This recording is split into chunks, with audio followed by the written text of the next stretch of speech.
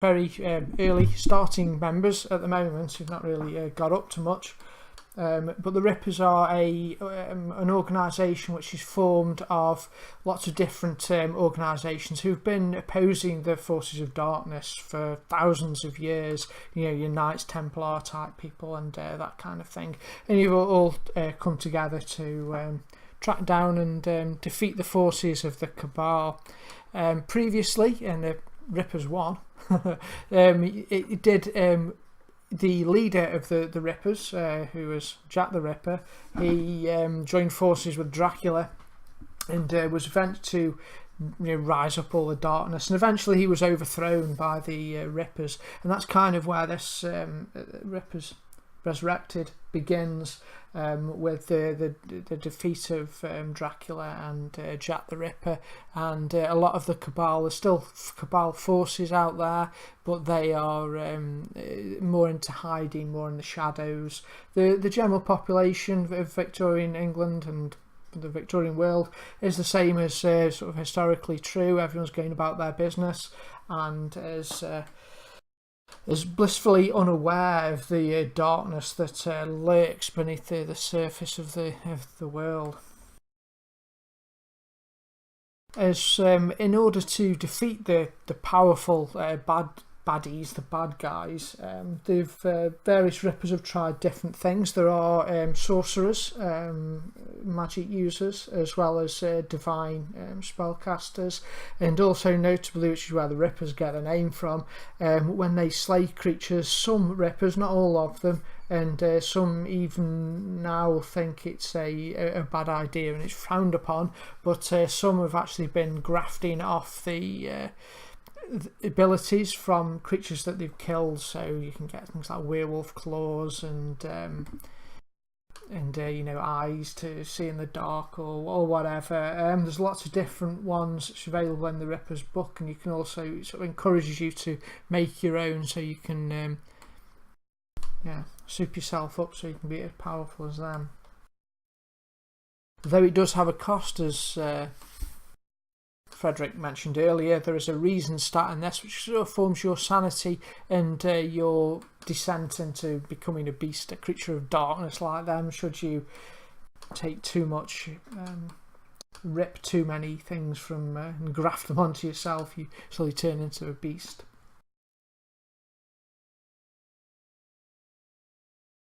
It's a bit more technical than that, but that gives you a brief overview of what you were doing.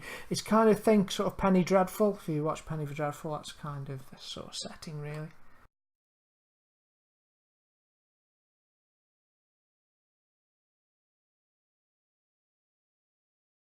So this begins with a action scene, which is the end of a previous adventure that you've been on.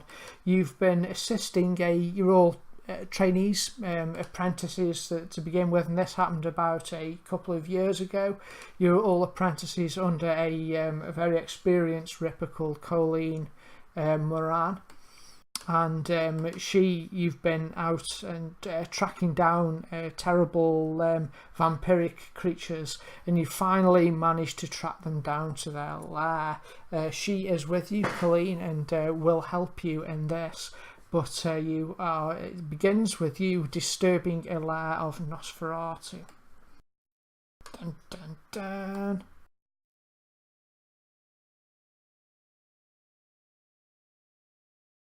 Let light shine in the darkness.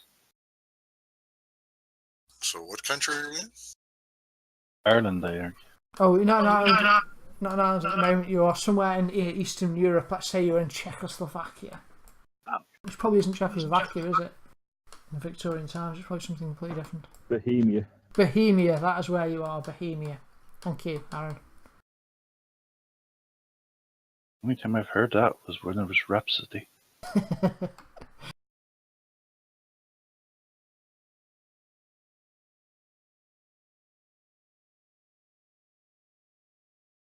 Sorry, just making some quick notes on my background and history.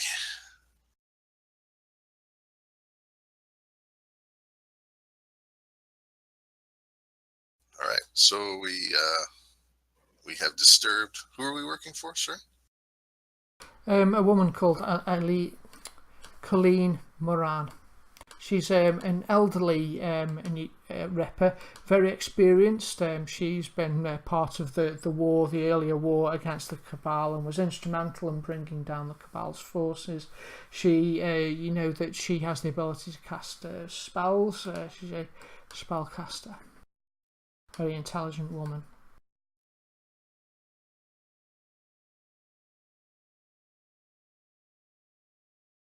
All right. So, just to describe myself, I'm a French Canadian, dressed in buckskins with a red wool cloak, or not cloak, but a long sleeved, long red woolen shirt with looks like Indian beads on it. I wear a beaver skin hat with it complete with tail. I have a large bushy very gray beard. I appear to be in my mid-30s. I have a tomahawk tucked into my belt, and I carry a large travel bag and a rifle. Very good. Nobody else wants to describe themselves? Just roughly.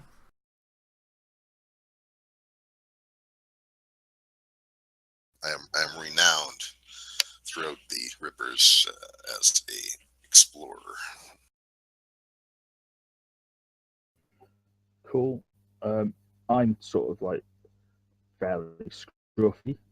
I wear a long, kind of like heavy trench coat with a hat. I have a very grim disposition.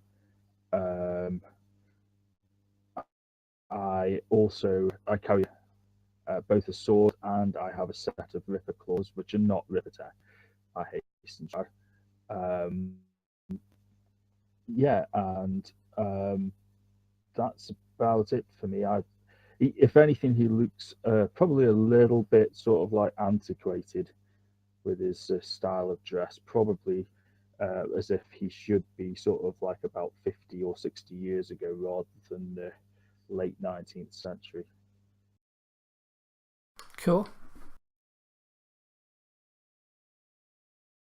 Who wants to go next?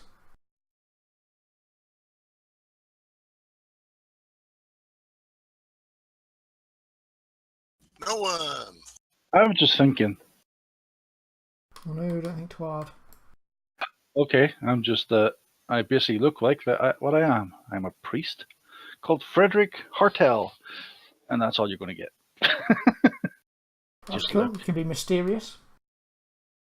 I am mysterious. Are you a fire and brimstone priest, or are you a I am a. mild I mannered? think I'm a fire and brimstone priest because of what he says here. Well, fire and brimstone to the forces of evil. I'd like to point out that the robe you're wearing is the colors of Canada, including the maple leaf on your chest. It's not a maple leaf. Maple leaf. He's a Canadian priest. I cut off the rest of the The cross. template. Yeah. Well, it looks like a maple leaf on your picture there. That's why I said it. That was good. I like that. And then Irina. Hey, I'm a nice Italian girl. I'm not a thief. You don't look like one. So you're looking like the dexterous one of the party, I think, are you? No one said you are the thief there, milady. We just know you have some skills that are thief-like. Now I'm talking Italian. I'm supposed to be French. Let me talk out of the side of my mouth there a bit more like that there. And you are not the thief there, mademoiselle. You are the... I'm afraid that's my very bad Italian, attempted Italian accent. It was credible. It was all right. Brilliant. I am going to have the hard time to stay in the character like that there. I do not know how I'm going to pull off the Aramaic talk out of the side of my mouth there, like the French with the French accent there. But Yeah, we can just imagine the accents. Just wait till I start my Irish one and then. I've already got my Irish accent perfect. I don't know what you're having difficulties with. Your Irish accent's dead dodgy. Yeah, you're really good at it. Alright, so this is the finale. Over after a long days of searching, you've been months wandering around Bohemia with Colleen. But finally, you've tracked down these fiends. The Nosferatu are very sort of bestial versions of vampires. Not as strong or as powerful as the other types of vampire, but still very dangerous nonetheless.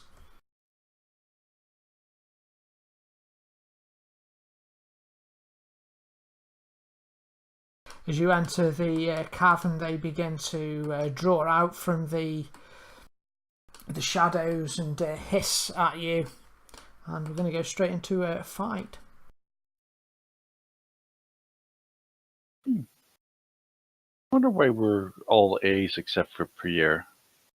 I don't know. I think it's something to do with the importing thing. You should be able to change your tokens on your character sheet somehow. You know, it's on the right hand side of your characters.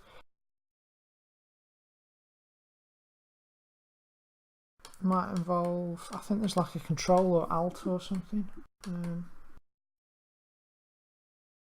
Yeah, it's clear token, but it just comes up with an error message.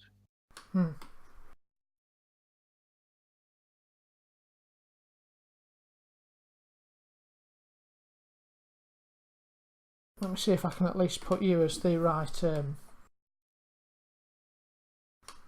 letter.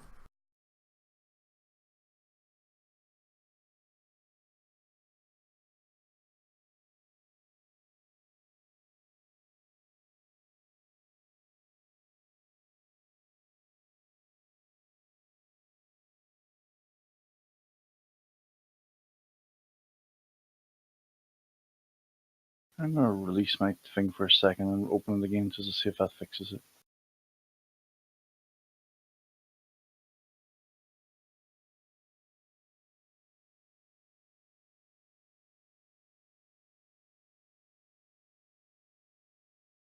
should have bought some silver bullets.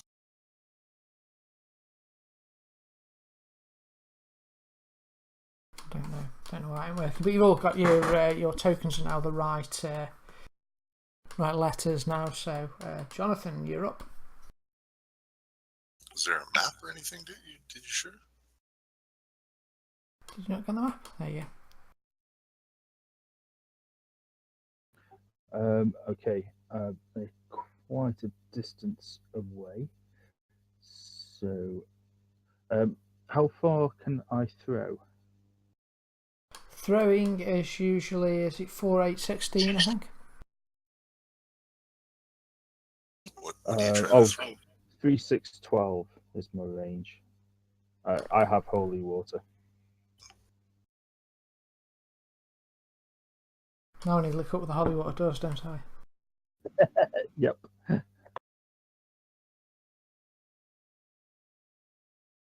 3, 6, 12 range for holy water for me. Yeah, same with me, but I don't actually know what it does. Look on the notes. Don't have the notes. Well, if you have the item, show the item, and then there's a main tab and a notes tab. Oh. Holy water, okay. Small burst template, agility to avoid, spirit roll to physically attack a hero protected by that. It's basically anyone under the template makes an agility roll -2 as a free action to avoid it. If you fail, they suffer a -2 to all trait rolls for 3 rounds. That's pretty cool, but I think I'm going to go on hold because I'm going to wait for them to come to me because I'm more of a melee guy.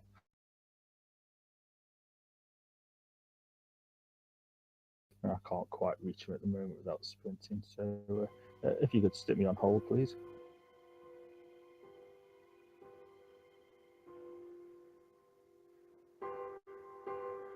Hold on, everything's going wrong today.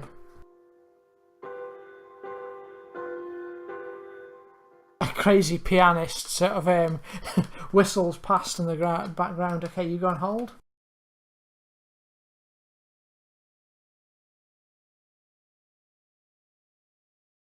I will. Yeah, Frederick, you're up. I also will go on hold.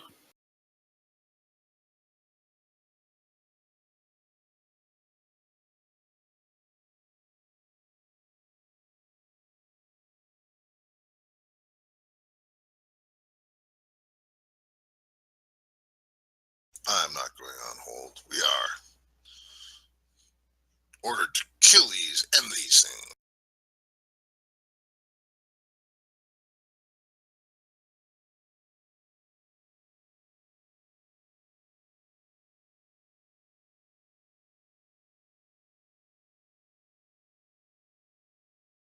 That's no good. Okay, you move over, take a shot at it with a rifle, and it goes down.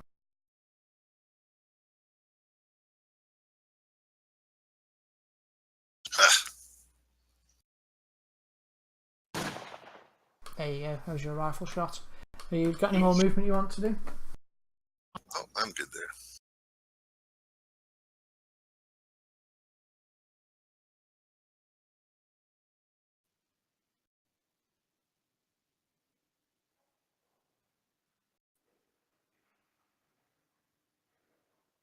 Right, the Nosferatu at the back, on all fours, sort of starts crawling towards you.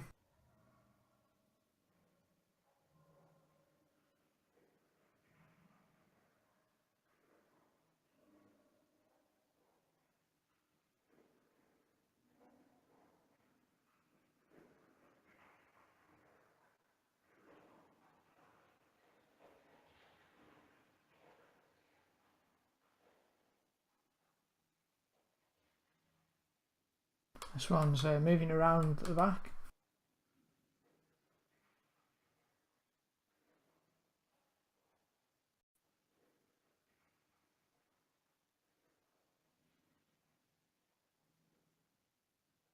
So you can actually get a grid for them.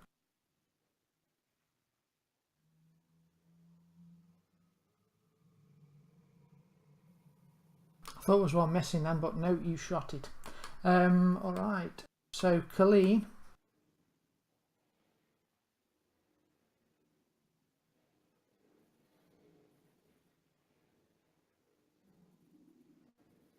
She steps over here and presses a somewhat bony hand upon your shoulder there, Jonathan.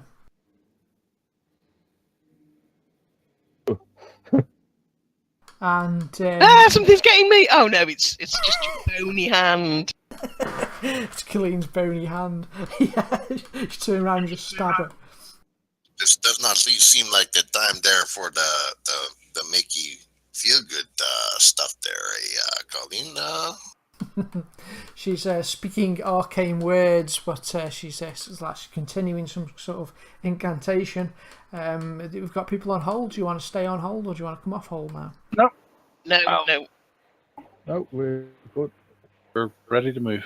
I'm ready to move.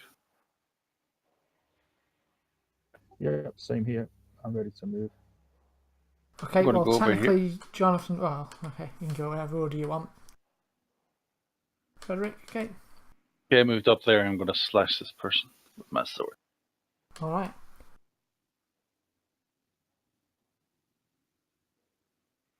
Die. Go back to the hells, you vile creature.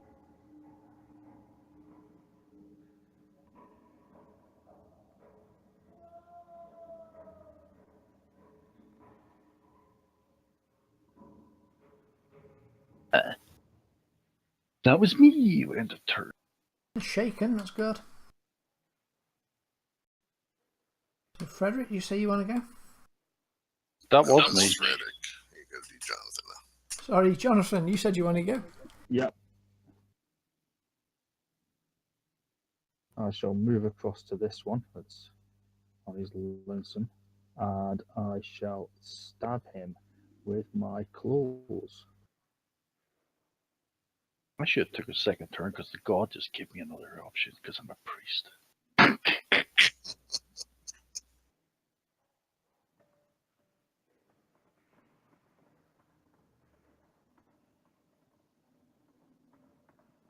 Jonathan moves aggressively over, takes a swing, and it's a hit.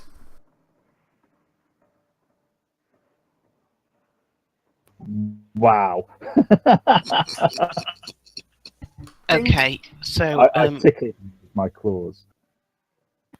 yeah, I'll shoot that one that's on Jonathan as well then. Okay, now I want you to miss and roll a 1, because it'll be funny. Yes, but you know, I'm one of those feisty Italian women. I'm unlikely to do what you want. Fair enough, sounds good. But you're conflicting with the Irish stubbornness, so.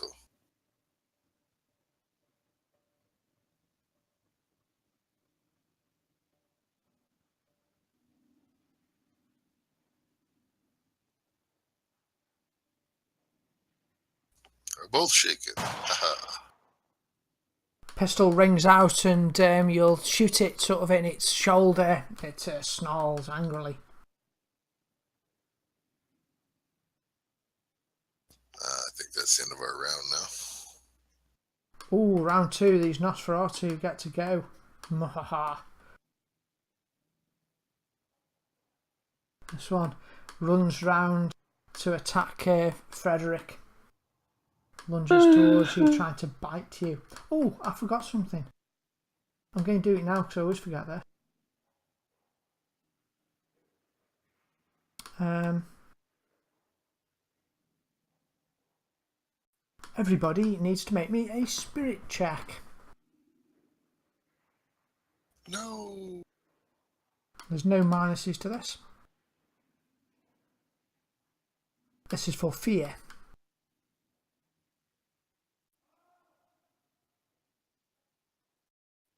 I am not afraid. Oh, it's a fail for Rena and Jonathan. Now you can Benny it if you want, or you roll on the Ripper's fear table. Ripper's has got its own fear table, which I think is kind of cool. I don't have any pennies or adventure cards, actually. That's just properly mean of me, isn't it? One second, I better remedy that. And everybody's got pennies and adventure cards, except for you. I'm very not afraid. There you go. You should have Benny's in an adventure card now.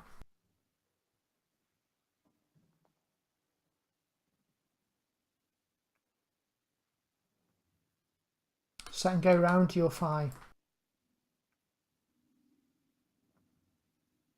So I'll get round to my biting of Frederick. At least lunges forward and hits, because I always hit you, sorry. And this all falls apart. That's a shaken, that's alright.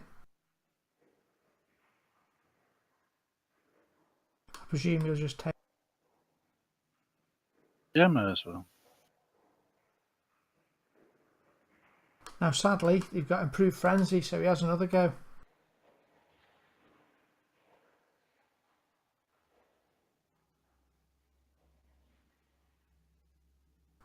But misses with the second one, luckily.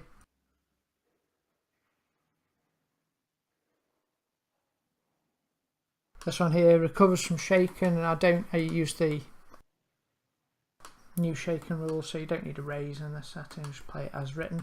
So he'll have a bite at you.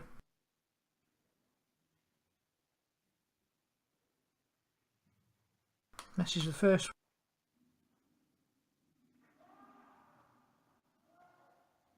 Misses with the second one. Useless Nosferatu. God, protect me!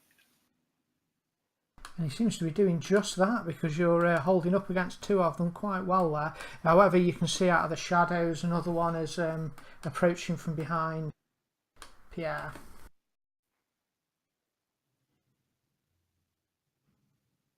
I will shoot said approaching Nosferatu.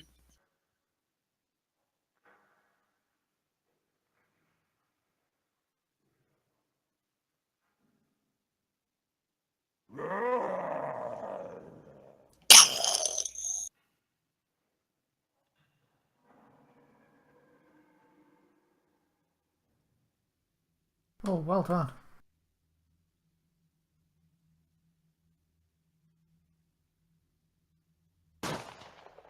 Your rifle fires out again, taking out another one pretty cleanly, and it falls to the ground.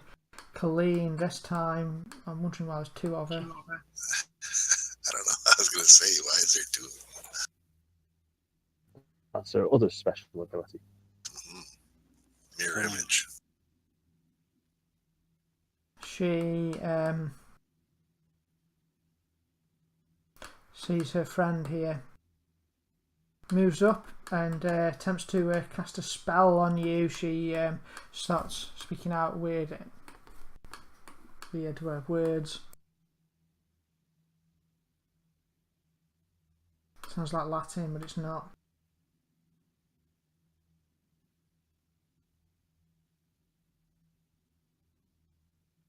Ooh, that's actually pretty good. Any thoughts that might be heresy are wiped from your mind as you suddenly feel nice and a lot more armoured than you were a moment ago. I'll just put that effect on you. Yeah, I think she failed on me, didn't she? She did, yeah, sorry. I was going to have another go, but then I've noticed he's in a bit of trouble, Frederick, so... No, that's quite alright. That gives me like 4 armor or something, doesn't it? Plus 4 Yeah. armour, yeah, you're pretty damn tough now. She'll stay there to give you the gang up. And you're up, your shaken's removed, off you go. Okay. I look at the 2 vampires in front of me and go, I've got a new trick. And I pull out a holy water, pour it in my mouth and spray it all over them. Wish do you throw the holy water at these 2 people? Do I just drag and drop it on it or something? It's a small burst template, so it'll probably hit both. Yep, I just need making agility -2 for each of them, I think.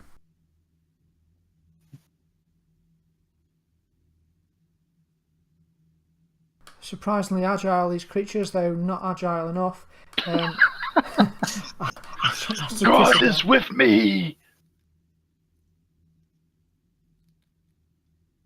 And his friend has a go, and gets the same. Okay, so they're at -2 for 3 rounds. I'll pop that on. -2 what? -2 today, pretty much for everything. We'll remove one of my holy waters. That was me.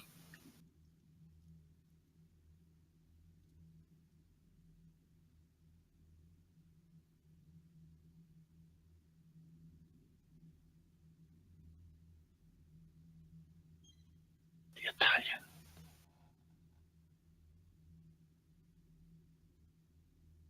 Arena.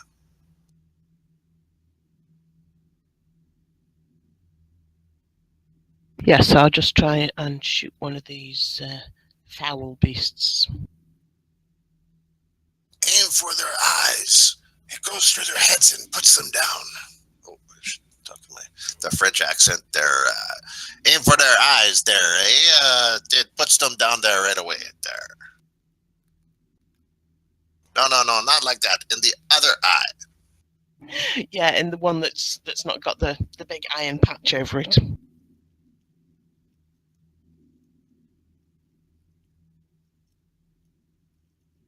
Oh well, never mind. It's a mess, but yeah, tried. So this Nosferatu here remains shaken from the earlier blow. Jonathan, you're up. Okay, I will rake him again with the claws. Hopefully this time a little bit more effectively.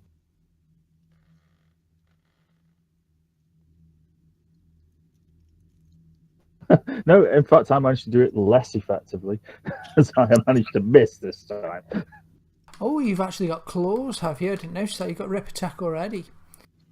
It doesn't say rip attack. It It's just just a weapon you can buy. Oh, is it? Yeah, Yeah. you've just got hand claws. Maybe stick your hand out further. Pierre, you're up.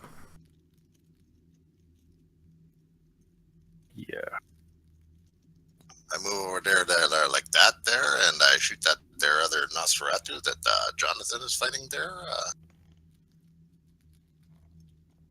But I do not hit him. I will use a Benny there.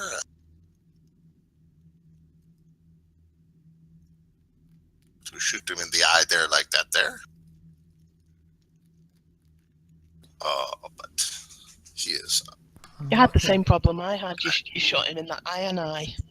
I missed him in that there eye there. I hit his skull there. yeah. This one's special tough. That just went straight past me then. Sorry. He hit end and I hit end probably. I'll leave the tracker alone. You guys can do your own ends. Okay, I'll attempt to attack it again.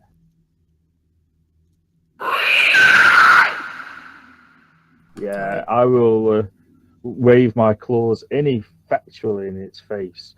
Okay, I'm gonna turn the sounds back down. I think that Sorry. sound of that vampire scared your dice. I think it did. Okay. Sorry, Colleen. Oh, damn it.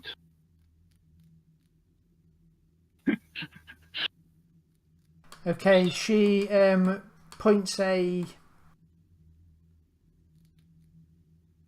finger across the way to help Jonathan out.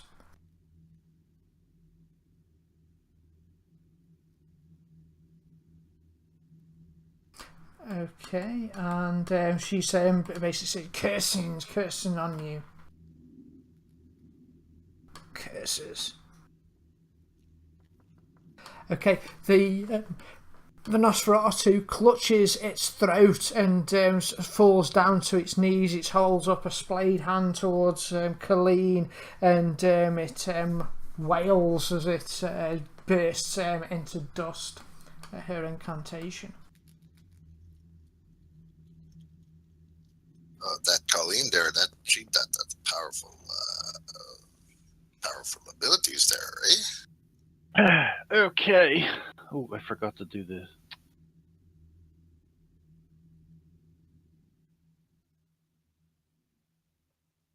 I got a gang up bonus. Sorry, just I'm trying to find it.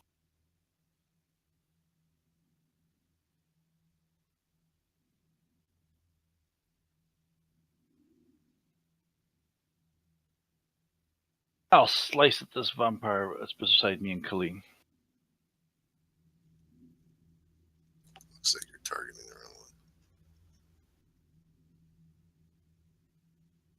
Do I have to clear target on it?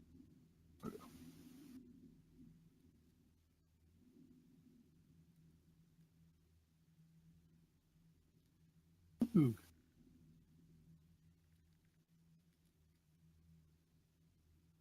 Oh, that there's a good hit there, eh?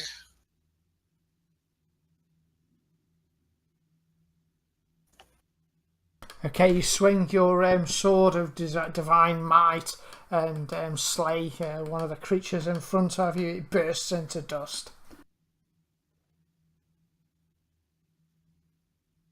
This one is singed. You can see smoke rising from it from where the holy waters hit it, but it flails out towards you, biting and clawing at you furiously. Its first attack is a miss. Its second attack, oh, it's a miss. Useless. May the power of Christ protect me. Arena.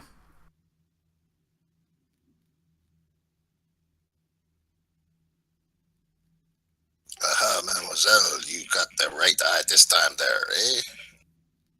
You shot him right in the head, and his head is now gone, and now he is gone. And shoot your pistol, Irina, and the other one falls. And With my movement, I'll rush over and start looting really quick. Okay. You will find lots of nice trinkets in here.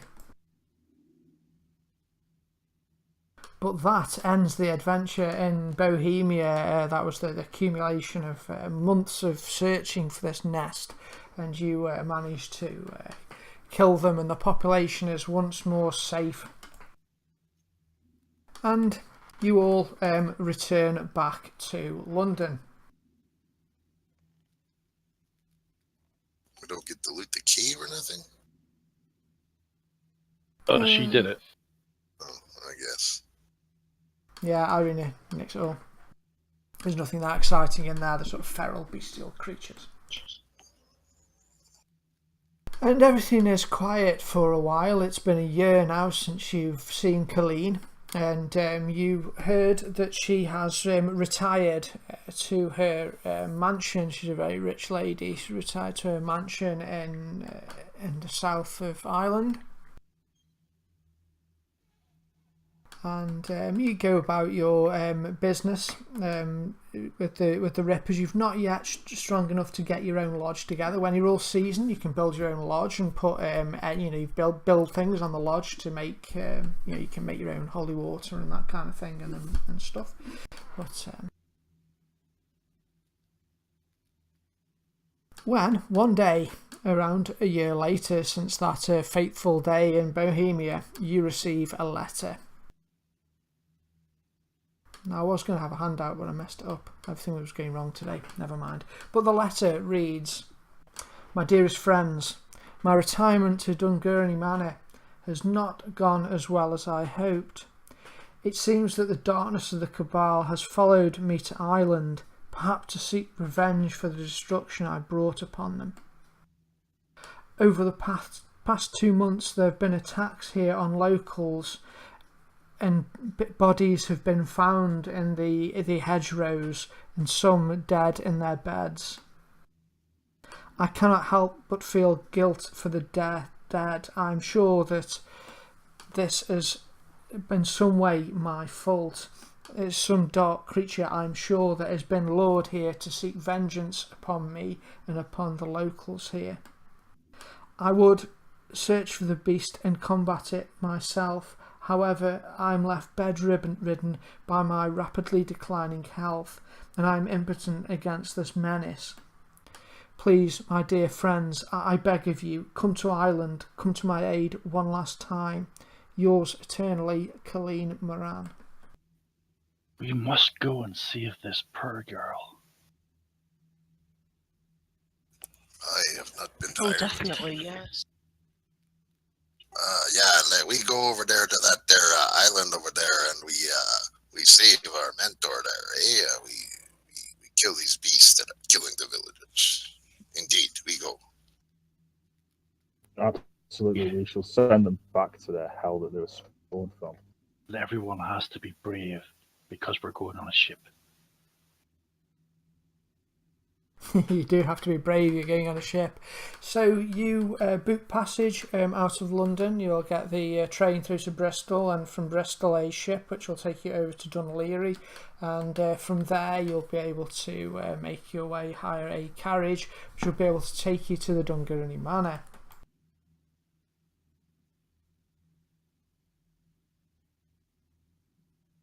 The trip is largely uneventful. It is November, very misty evenings, but the weather holds up, and the trip across the Irish Sea is not too rough.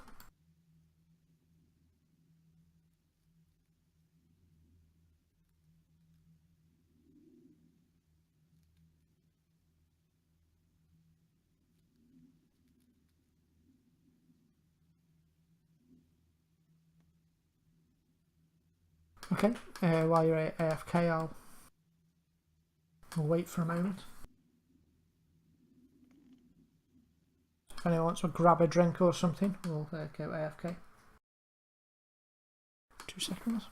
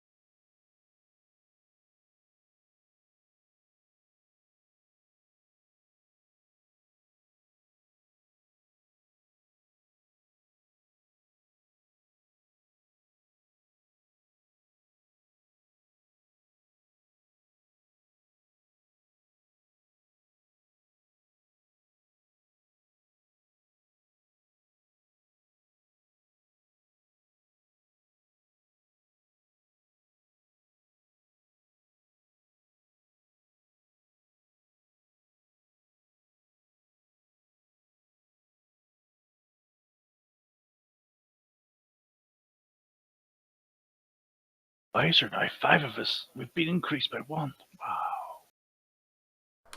I use one as a player for the stream, so that they look at the stream thing rather than the GM side.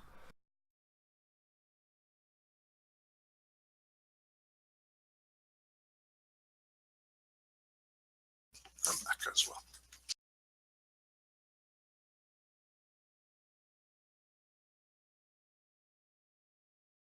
Okay, so you the Dungurney Manor is a large, little run-down manor, and the Dungurney Manor is a large, little run-down manor, and the Dungurney Manor is a large.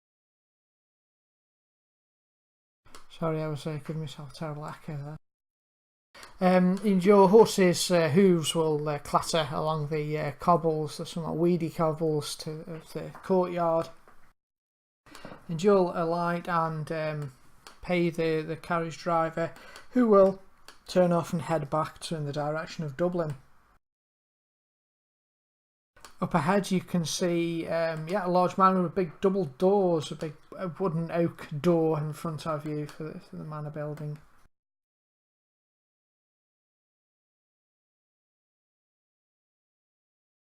I presume you're going to knock. Yes, I will walk up and knock loudly on the iron knocker. The door will eventually creak open, and you're met by a curly-haired woman, fairly young, in her 20s, wearing a white dress.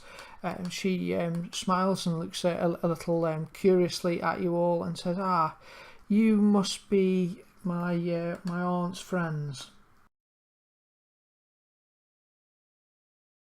Indeed. We are the rippers that she sent the letters to. We come here to help her out. Who are you? My name is Claire. I'm her niece. She'll be most pleased to see you. Please come through. I'll take you through to her bedroom. Oh, I'm sorry. Forgive me. You must be tired from your travels. Let me take your coats. And are you hungry? We should see her as soon as possible. It seems like she's left it fairly late to call us anyway. It sounds like, maybe she should have called us in quite a while ago. Well, A couple of months there, eh? She has been very poorly of late. Great sickness is upon her. I will take you through then. She takes you through into the master bedroom, which is down on the bottom left here. I'll drop you on the map.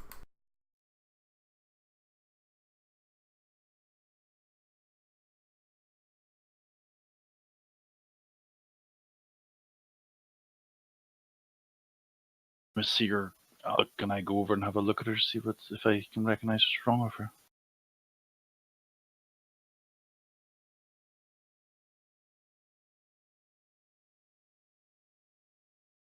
He did describe her as being old, so. Yeah, she is not overly so. She is in her 60s now, which I guess is old for Victorian times. However, you're quite, probably shocked at the change in her appearance as you see her. She was thin previously, but she really is quite bony now. You can sort of see the bones in her arms, and she looks pale. Her eyes are dim and bloodshot, but she does manage to force them open as you enter, and she struggles to form a smile on her lips. "Ah, my friends, you've come. Thank you."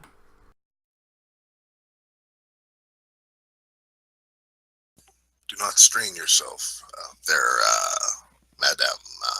Perhaps your niece here can tell us what has been happening.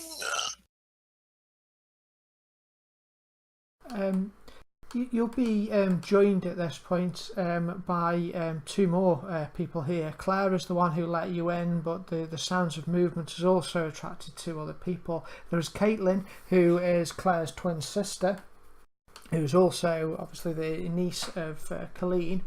And there is a young man, wiry man with a small moustache. He introduces himself as Randall. I am her nephew. We've come to take care of her, and there's terrible sickness that's afflicting her. Would you like me to pray to God for you, to give you ease in these difficult times? Colleen will smile. You probably know that she's not particularly devout herself, but she smiles and says that would be very kind of you. Thank you, Frederick. And let me see if God listens. Hopefully. He does. You say a prayer over her to bid her good health and to fend off the sickness. Just as you're finishing your prayer, she begins to cough, a thin, reedy cough, and she shakes her hand. Claire rushes over to her bedside and grabs a pot, and she leans over and is sick into the pot.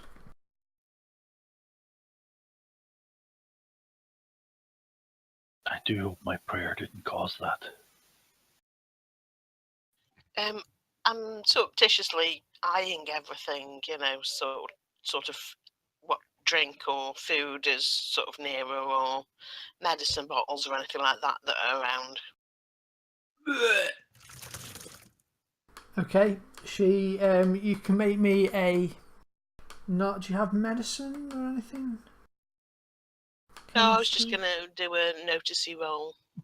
Okay. Yeah. A notice roll. I'm not expecting to identify the medicines. I'm just expecting to sort of see. Oh, look, there's 3 medicines there. There's a bowl of water there, or whatever. Okay.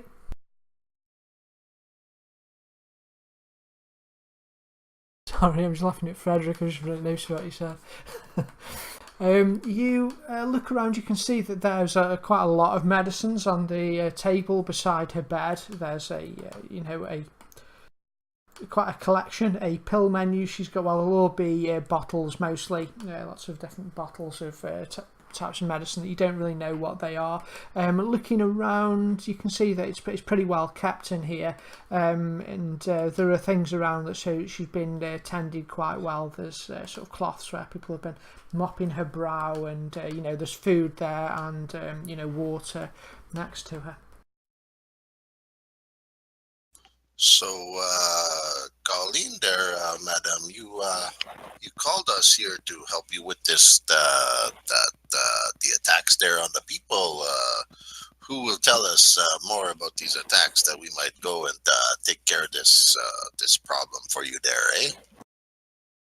I look at the nieces and nephew significantly, expecting one of them to speak, not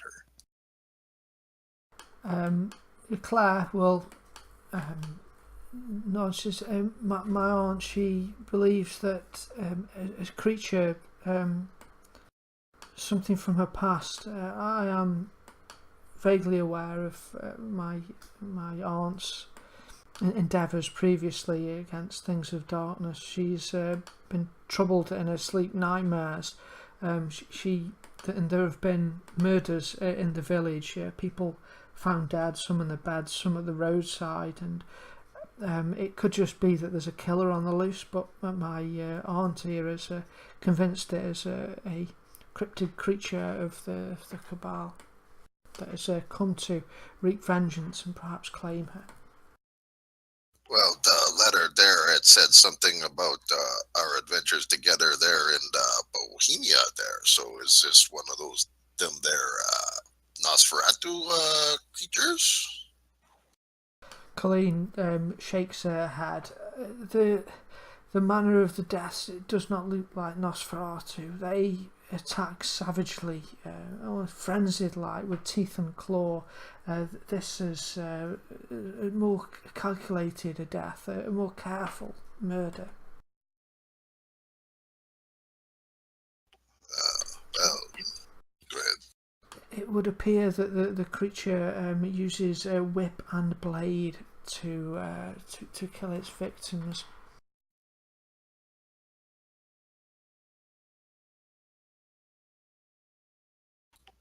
That there does not seem like the monsters that we normally deal with there. That sounds like just a murderer, which in this case is still bad for the people around here. When was the last attack there?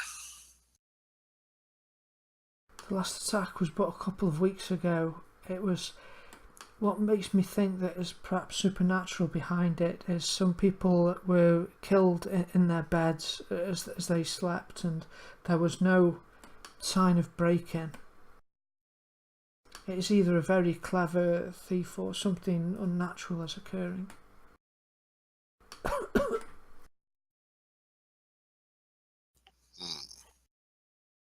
Then we will find it, root it out, and destroy it. I turn to the nieces and nephew. I say, can one of you take us to the place where the last attack there took place? Maybe we can find some hint or some clue as to what is happening there, or has there been an investigation? There has been an investigation by the local constable, but he is at a loss. Claire returns to Randall.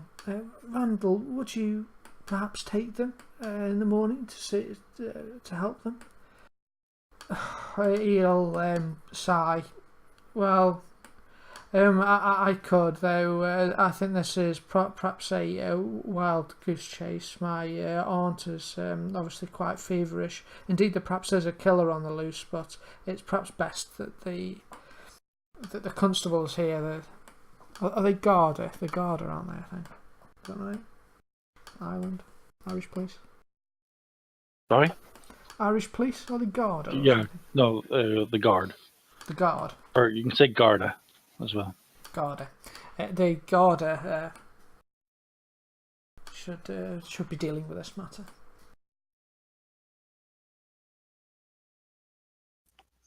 Make no mistake there, that young man there. We are just here to help out the police or the other people there. Mostly to support your aunt there in this time of trouble. But we would appreciate it. But if it is too much trouble, we will find our own way down there to talk to the Garde, as you say.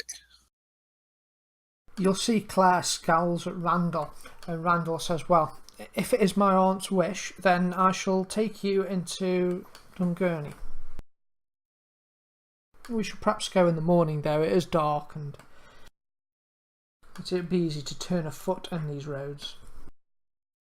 Indeed, we have traveled the many days to come and assist your aunt there, so some refreshment and some rest would be a good thing. What say you, Father?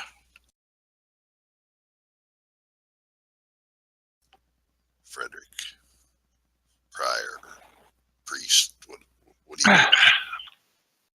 Father? I think we should. Monsignor? I think we should do what you say. She should get some food. Randall says, well, Claire and Caitlin can see to your needs, I'm sure. I'll be ready for you in the morning. And he spins round on a heel and disappears.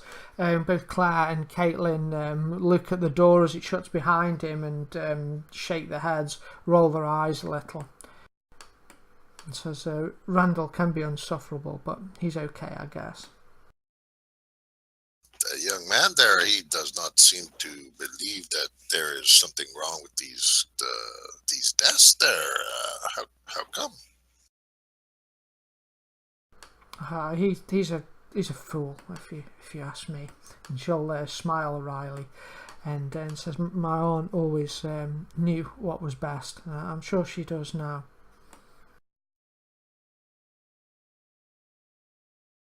How long ago did you take ill? Was it sudden or was it over time? I've been getting progressively worse over the past 6 months. And Claire steps and says, "Yes, it's lucky we us three came when we did. For she started getting worse soon after." You got ill as soon as just after you arrived? Well, my bones weren't what they used to be, but it's God looking after me that I took so ill after my nieces arrived here, and of course my nephew. Is there a correlation between the sickness and the deaths that have been happening here? I fear perhaps it is so. Maybe I am attacked supernaturally. If only I had some more information about the creature, about what's behind these deaths. Well, I think that we shall let you rest there, and we shall go and check this out in the morning there with your dear nephew there. Please, if you have rooms for us, that would be great. If not, I will sleep in the office out there if there are no rooms for us. No, Claire says there are rooms. We have some rooms at the back for you.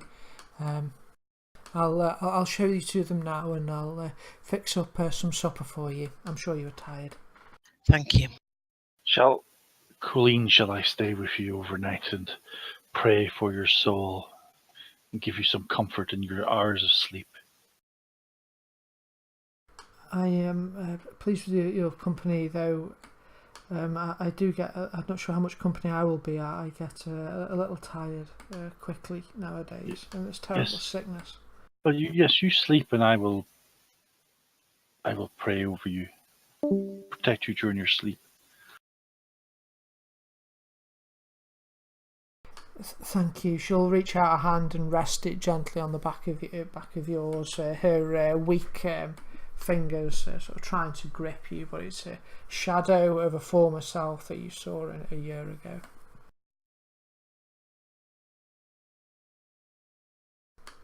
The rest of you, as you wish, you'll be shown to rooms towards the back in the north of the building.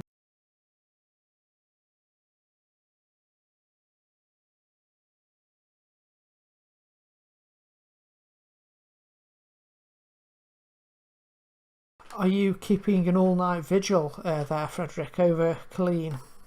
Yep. Okay, just to make you aware, it will give you a vigour checks the following day from tiredness. You could pick up fatigue, but you certainly can do it. Stay up all night if you wish. Well, I think with my lovely heroic things and my religion, it'd be the thing I would do. Okay, that's blatant fishing for a Benny is what you need to do with me. Be subtle as a brick. I will give you a Benny for it. Be subtle? Don't want to be subtle with me. You could see it as an obligation, surely. Mm. Oh, that's what I would do if I was a priest. Very good. I applaud their choice there, eh? The priest, he always sits up there with the sick people in their last hours and comforts them and eases their path there. That is a good job there, Frederick. Yeah, but a Father better Frederick. job would be to kill what's hurting them. Indeed, we start that in the morning there. Are there many servants or anything in the house? No, there's no one else. There's just Colleen. It seemed that she's always, you'll have known her to be a fairly reclusive type anyway. It appears that she did live here alone and has recently just been joined by her two nieces and nephew. So no, apart from that, you're alone here. Colleen there, where do you and your sister and your brother, where do you all stay? This is I am the last of my siblings. It's just my nieces and nephews now are my only remaining family, sadly. Well, sorry, I meant to be talking to the niece there. Well, the niece. Yes, sadly we do not have much family left. We're all that Colleen has. I'm pleased that we're here though to tend to her. Indeed. We are happy that she is in such capable hands as are there as well, eh? Is there any more that you can tell us there about the attacks there? Are they common folk? Are they townspeople of some import? Are they the farmers or the peasants, or who are the victims of this their crime there? Well, we don't get many townsfolk round here so far in the countryside. There've been 3 deaths so far. One was a lad on the road. He worked at a nearby farm here. He was just found in a ditch.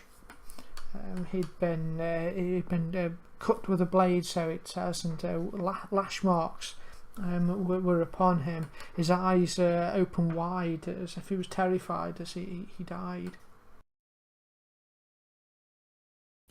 And go ahead. I was just going to say, and the other 2 there. The other was a man called Aidan. He was a fairly elderly man. His sons now work the farm for him, but he was found in a similar state out by one of the cow sheds out the back.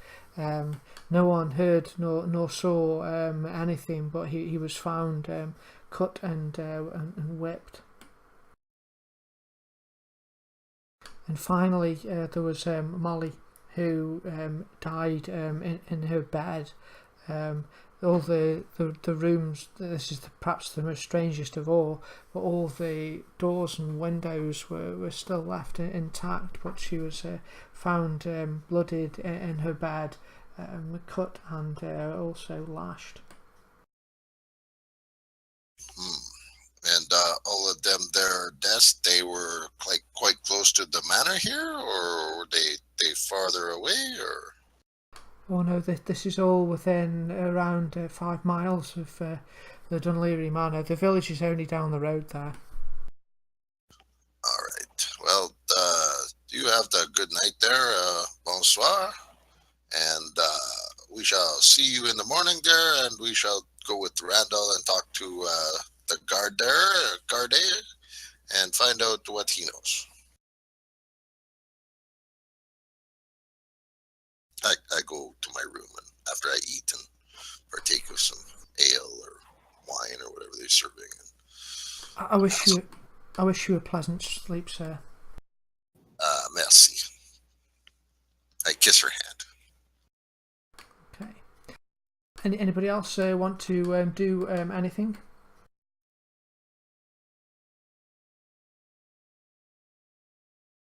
I will eat and drink sparingly, and basically sleep lightly. Okay. You eat and drink sparingly. It's about 10 o'clock. That's fairly late, really, around these parts. Everything's sort of lit by dim, shadowy candlelight here. And there's not much in the way of entertainment in this rather dowered mansion. Irina, do you want to do anything, or are you okay?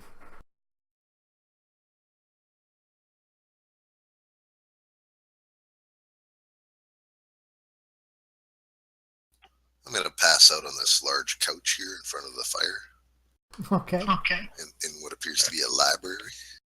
Okay, very good. You can see there's lots of books, geography books, mostly around you. There's some on the occult as well, and strange happenings. Oh, for sure. I'll be reading some of those until I fall asleep, for sure. Okay.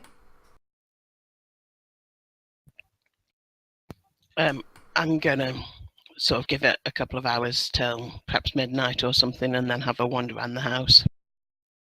Okay. It doesn't take long for everything to fall into stillness, and you'll be able to go and have an explore if you like. All right, you'll be able to take a look around. It's quiet and everyone's gone to sleep, and really you've got sort of access to the house yourself. I take it you try not to wake anybody. You're just being quiet, are you? Yeah. Do you want to make me a stealth roll, just general, see how quiet you're going to be? I think you should have a +2 on it. I don't know whether it's pulled through onto your character.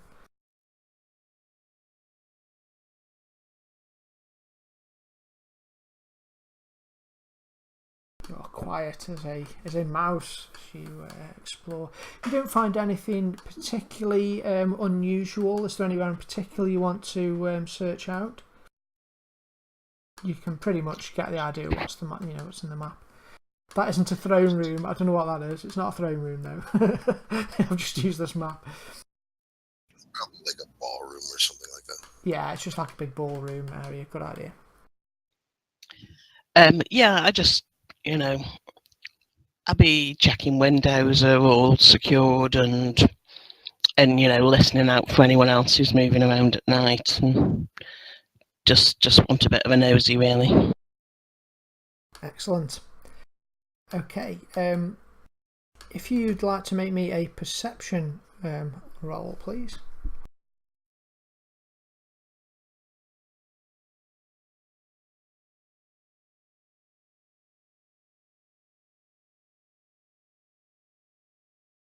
Would you like to Benny that? Oh, you should have +2, should you? One second, does Thief give you +2 to notice? Only with regards to traps, I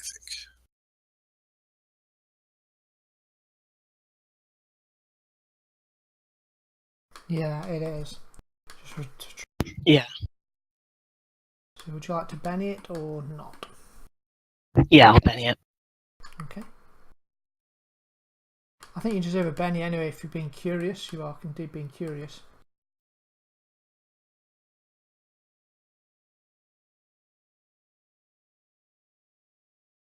Oh, that was a penny well spent. Oh, wow. Okay.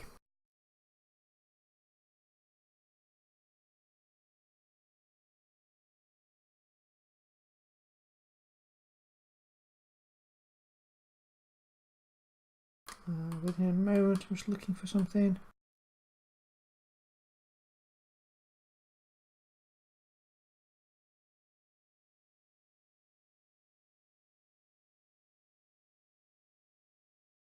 Okay, so as you're looking at me, it's dark outside, so it's difficult to see and quite misty, though there is at the moment a full moon glowing, so it makes sort of illuminates the mist somewhat. Just at the edge of the manor, there's like a small little garden area, and then there's like gardens and a sort of hedge around the edge of the manor. You catch a fleeting glimpse of a dark horse. When you first see it, you'll think, is that an outline of a? And then you'll see it move. This like dark horse looks like a massive stallion. On the back of the stallion is a rider dressed in a dark cloak-like sort of death itself. You'll see he's armed with some sort of saber, and a whip hangs down from the side of his hip. As you sort of catch a glimpse of it, it turns and retreats into the darkness. I'll try and work out where the spot is compared to some sort of like landmarks, so that I can go out and check in the morning. Excellent, you managed to do that. Yeah, you'll see there's a peculiar shaped tree there, and you'll notice that it's sort of nearby there. So I'll sort of line it up, sort of think, well, it's sort of between those two buildings, in line with that tree, and so I can look for tracks when it's light. Okay. Well done.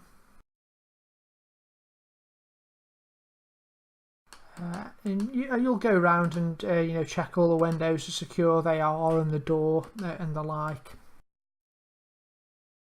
Is there anything else in particular that you're looking for, or doesn't have to be? Just curious.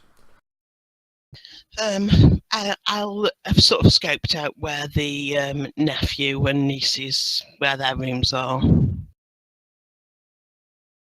Okay, yeah, you'll do that. They're up a small flight of stairs. They've got both of their rooms there. It looks like there's another master bedroom upstairs, but it looks like Colleen's sort of sleeping downstairs because of her sickness now.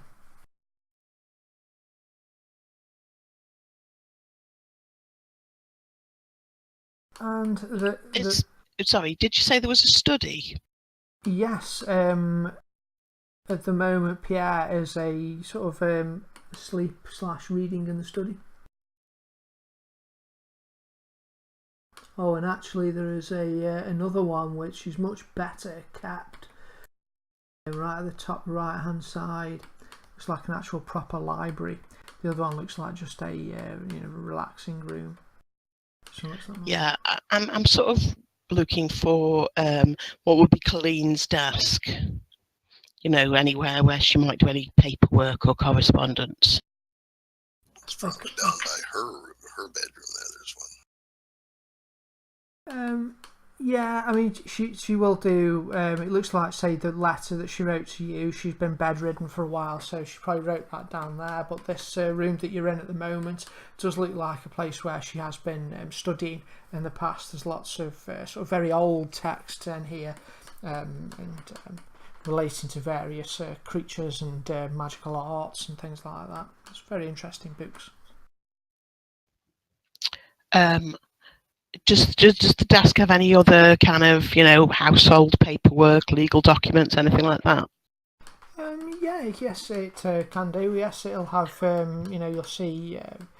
There'll be a section of the area where they've got sort of bills and things like that. I'll have a quick search for her will. Oh, okay. Make me a notice roll, please. Searching. Yeah, it'll take you a little while, but you will indeed be able to find a copy of her will. And her will leaves everything, this very expensive manor, all her lands, and a sizable amount of savings to her three nieces and nephews, Caitlin, Claire, and Randolph appear to be inheriting the lot between them, which is a fortune. Put everything back as I found it, and that's me done, really. Okay. And you go to bed? Yep. Alright. The rest of the night passes quietly. Father Frederick, if you could make me a vigour roll first, if you would. These will get progressively more difficult during the day.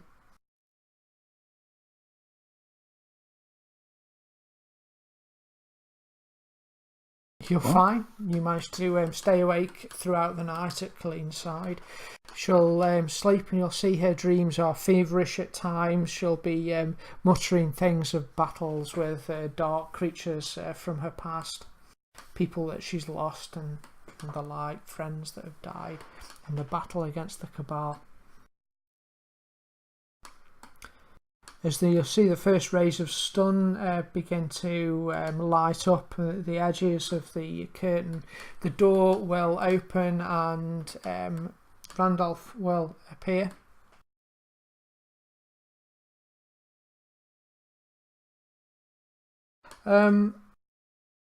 Randall, sorry, appears. Good morning, Father. If you excuse me, I just need to give my my aunt her medication.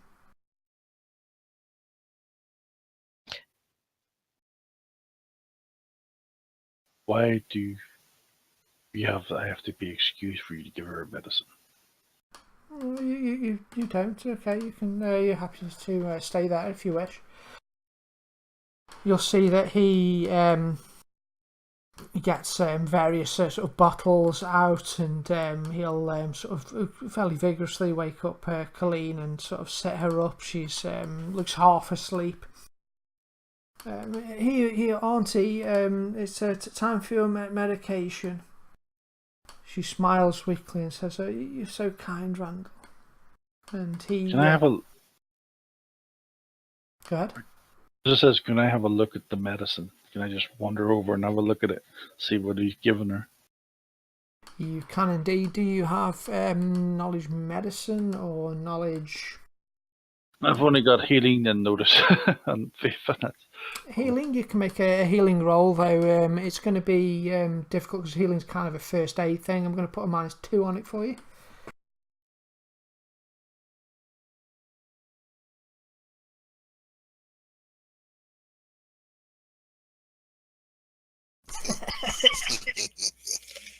Well, tending to the elderly is perhaps something that has been part of your duties in the past, so you are fairly aware of the medicines that are given to them.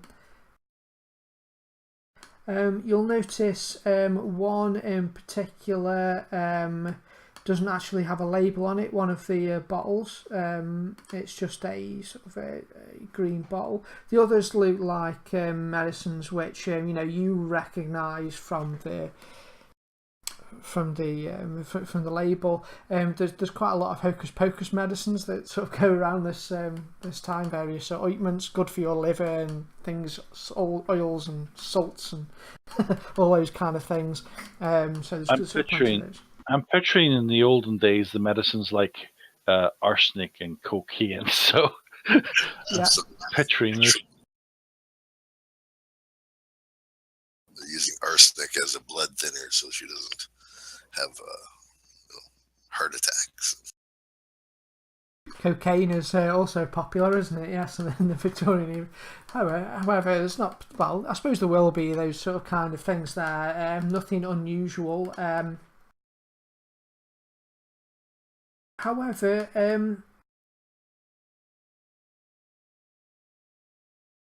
you do notice that the empty bottle was one that he brought from his pocket. It wasn't sitting there at the bedside table like the others. Mm.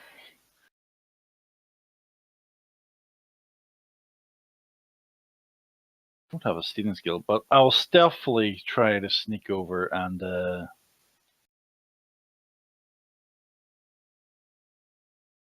does any of the other ones? I've been with the other ones for a year. Does any of the other ones have any skills at the medicine, etc., etc.? I do not. I am a fairly good tracker, though.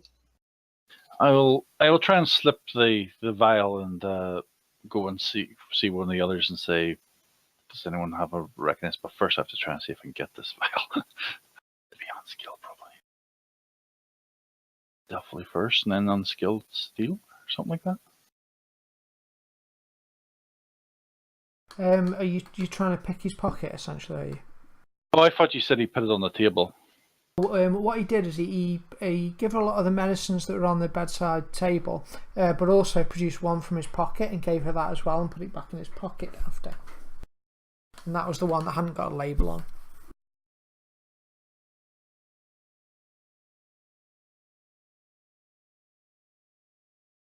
Okay, I won't do that plan then. But I will and say to Colleen, Colleen, you survived the night. I will just basically stealthily follow Frederick and see where he goes and see where he puts his vial. I'll stay here and follow him basically. Okay, some shadowing. Okay, so it'll be an opposed, your stealth opposed by his notice. I'm going to Benny. Oops, I shouldn't have shown you that.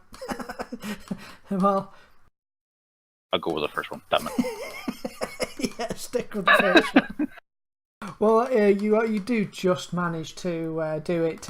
You'll see he basically retreats back. He goes back upstairs and back into his room. He doesn't go to sort of anywhere else. He looks like he's going to, in fact, when he leaves, he says, "Well, I should get dressed properly and get ready for our trip into the village." Which room is his? It's not on the map. It's upstairs. There's a wing of rooms upstairs. Okay, I will go and try and find our famous Irina. I'll have got up sort of and gone outside sort of pretty early so that I can get back in and come down for breakfast as if I hadn't been out already. I'll come down and I'll try and find you and basically let you know that I think this guy had a suspicious vial of he was potion that he was giving Colleen. Okay, well, she'll probably be gone and back then by the time you do that, because I think you going out just before dawn, Irina. Just as soon as it's light, about dawn, yeah. Okay. So you'll head out, you'll go to the back way, and you head over to that familiar-looking tree that you saw last night. Yeah, I'm going to look for tracks. Okay, it's a notice roll, I think. Not tracking. Yes, there's tracking. Yes, sorry, of course. Yes, mixed tracking roll. Go on, I'll Benny that. Sorry, did you tell the rest of us that you saw this? No, I'm just going out straight away before people wake up and things.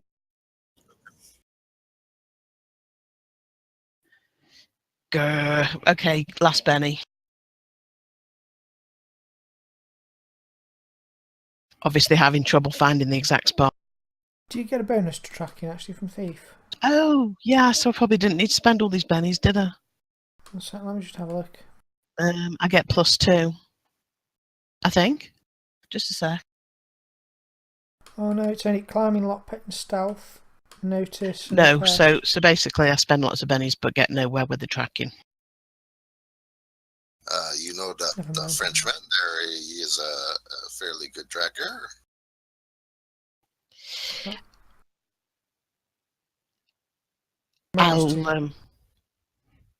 Sorry, go yeah, I'll go back in.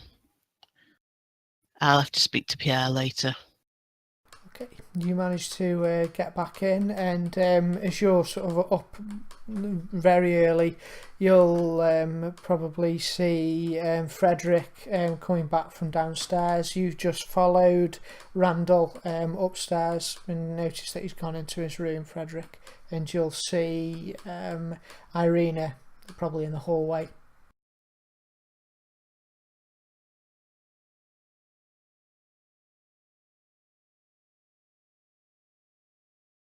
And the rest of you will, start to get up as the cockle crows in the country.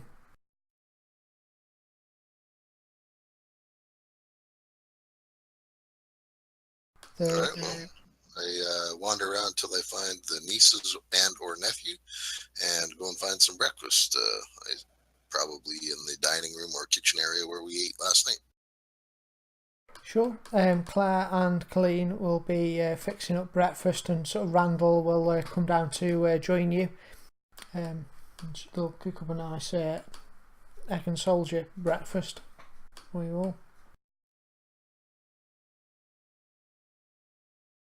So the plan there today is to go down into the town there and talk to the guard there, and then maybe look at a couple of the spots where the people were attacked there. Is that the plan there, no?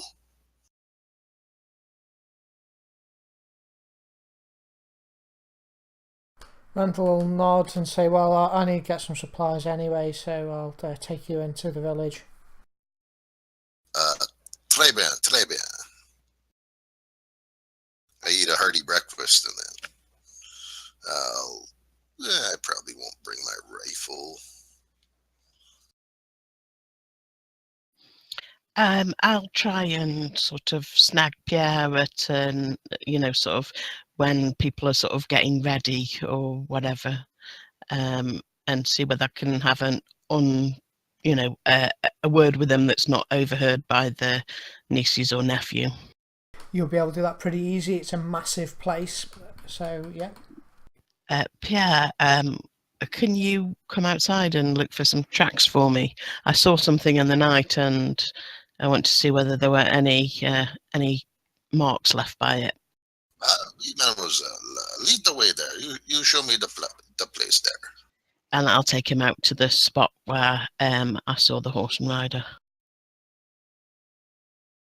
All right, have a look around. Oh, I see that there is some horseshoe tracks here. Is this the spot that you saw that thing there? Yes, this is the spot. Oh, I see they go off this way. Do you want to follow them down? Or do you want to grab the others? Maybe we should just sort of work out what general direction they're going, because the nephew is going to be taking us out in a minute, isn't he? Indeed. We have a quick look there then. Vite. Allez, let's go. Follow the tracks off for a little ways into the bush or whatever. Follow him on. Okay.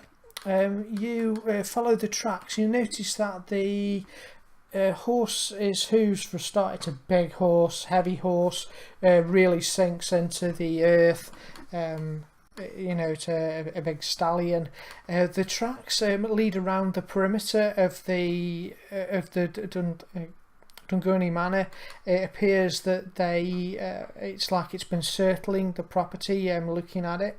However, they appear to move off briefly in direction of town, but don't get very far. After about 20 or 30 feet, the hooves just disappear completely. That is something strange there. Do you see here the hooves, the footprints? They are gone. They vanish. Yeah. I had wondered if it was something supernatural. I'll describe what it looked like to him. I didn't want to sort of say so before, because I wanted him to confirm or, not confirm what I'd seen. Oh, you say there was a rider on this horse there? Yeah, with a whip and a sword. Well, that might be a heavy, dark horse as well, like you say from the tracks. Colleen there, she said that the murders were done with the whip and the sword, so this might be the murderer. Let us return. We shall investigate further. Perhaps we shall find the horse, or perhaps the rider in the town there. The tracks there, they headed off to that way anyway, so perhaps we shall find it in the town there. Yeah, I want to keep what we've seen quiet from the niece and nephew. They're going to inherit a very large amount of money when Colleen dies. I just don't really trust them at the moment. I stroke my beard thoughtfully. We mademoiselle, we should hurry. Allez. So yeah, we'll hurry to get back and be ready to go off with everyone. When we get back to the house, I look longingly at my rifle, but decide to leave it in the end. I still have my tomahawk prominently displayed in my belt, and the other members of our group, the Rippers group, they know that I carry it kind of almost in the shaft of my tomahawk is a wooden stake that I've staked more than one creature with. Fantastic! I love that. Brilliant. We go there now to the town there, Randall. Are we ready to go? Yes, of course. Are the others? Are you all ready? Yeah. Oh yeah. I apologize there for taking the so long there. I had that big breakfast there. Does Irina want to sort out the thing I told her about? Oh, did you tell me that? Well, the time wise, I'm not sure when I told you because you went out in the dawn and like. Yeah, and then with the breakfast. But yeah, if you get to tell me at some point, then. Oh, you did meet just before breakfast. As the Father Frederick was coming back from following Randall, Irina was just sort of returning to the house, so you will have had a chance to speak to each other. Yeah. So when you get hold of the file to find out if he's doing something to use Yeah, I'll tell you as well about the obscenely large sum of money that he's going to inherit, and that I don't trust them.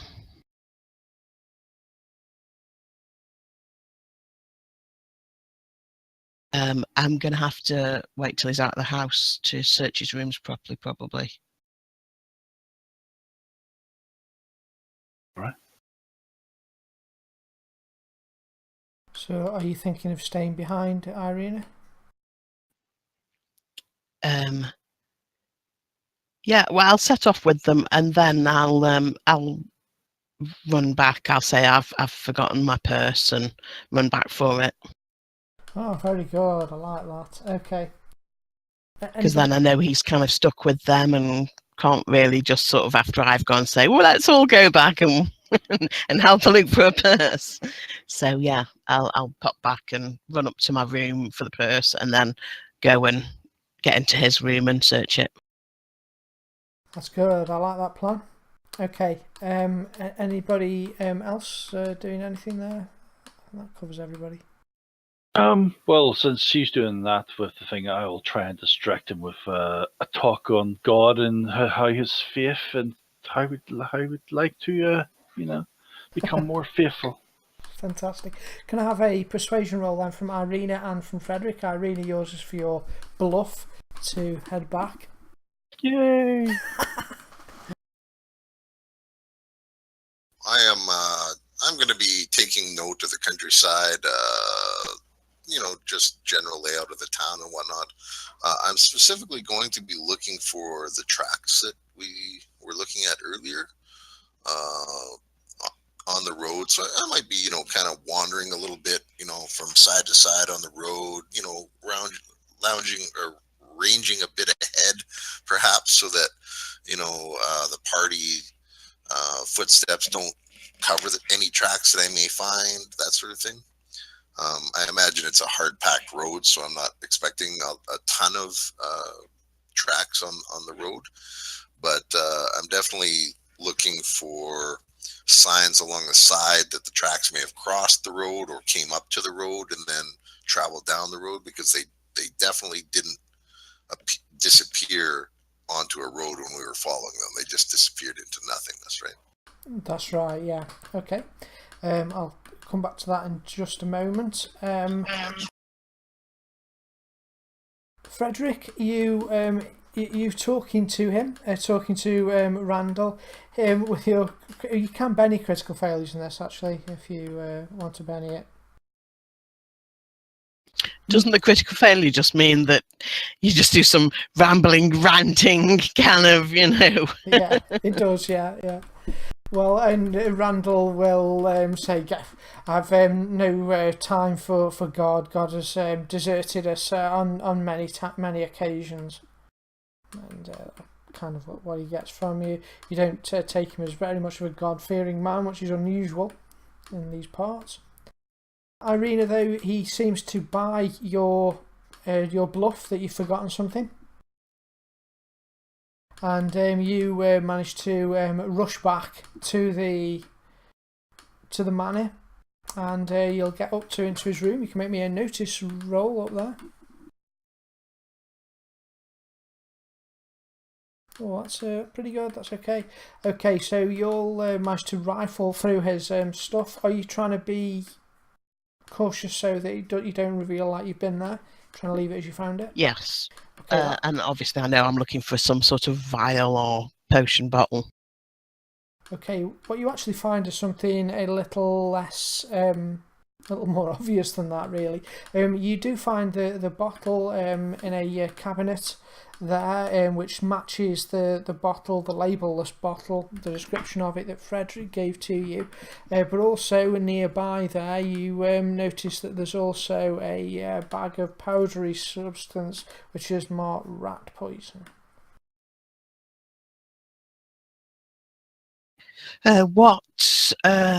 What colour is the rat poison? It's just sort of like a whitish powder, a little bit of a pinkish hue to it. I'll try and I'll go. I'll run down to the kitchens, and I'm presuming the nieces are probably there. Mm-hmm. I'll nip into the pantry, saying to one of them, "Oh, I had to come back from a purse, and I'm just going to grab an apple and go into the pantry, and I'm going to nick some flour or corn flour, something that's similarly white, and find something a little red, like perhaps a drop of cooking wine or something and I'm basically going back upstairs with it. I'm going to make up a dummy of this powder and take the rat poison and leave the flour, the pink flour there." A cunning plan, very good. I'm always amazed at the cunning plans that players come up with, because it's always stuff you just never imagine they'd do. Okay, so that's brilliant. Okay, so you basically make a substitute for his rat poison, and you'll be able to get back by the two nieces. No problem. And obviously, I'll check the bottle. I presume it's got some liquid in. Yes, it has. Yeah, it looks like it's been sort of dissolved in the liquid. Yeah. Yeah. Does it look close enough to water, or does it smell like it's a bit of brandy or something? Or you're looking at it. It looks just like water. Essentially, he's just giving her water with. Yeah. So wash out the bottle, fill it with water, and leave it where I found it, so that everything looks untouched. Okay, that's a stealth roll to do the untouched bit, make it look. Which you managed to do really well, and you managed to shut the door behind you and leave it as if it's not been meddled with. Yeah, and then I'll run after the others, so that I try and make up some of the time that I've spent sneaking around.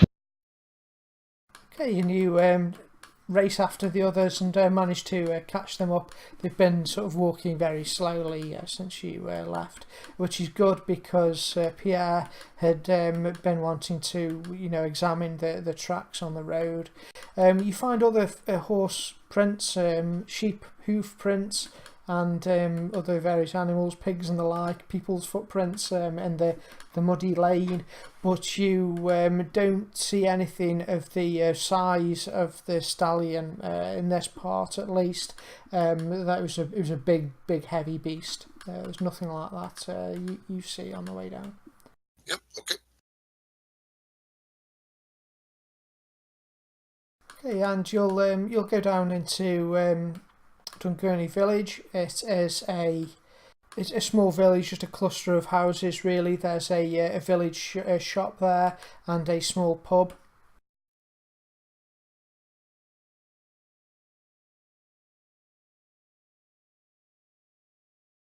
Yes, Frederick, well, I'll not give you another vigour roll just yet, but you'll get another one. It'll be a -2 next time as the day wears on.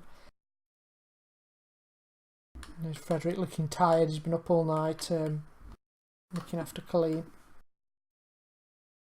We basically follow Randall around while he runs his errands, and then finally he will take us to. I don't know if he takes us to the Garde first, or he goes to his shop, or whatever he needs to do. Well, you can. Let's say the Garde is in the village shop in the morning. He's there with the postman, and it looks like a fairly meeting place. This general shop store.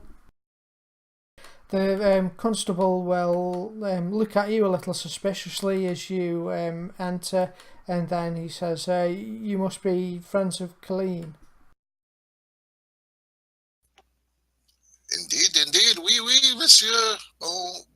Bonjour, bonjour. We come at her behest. She asked us to come and help her out in her time of need. Perhaps you can help us there. Well, I'm not sure what I can do. I hear from her nieces that old age is catching up with her and she's fallen ill. I do hope she recovers. Her family there, they look after her very good there.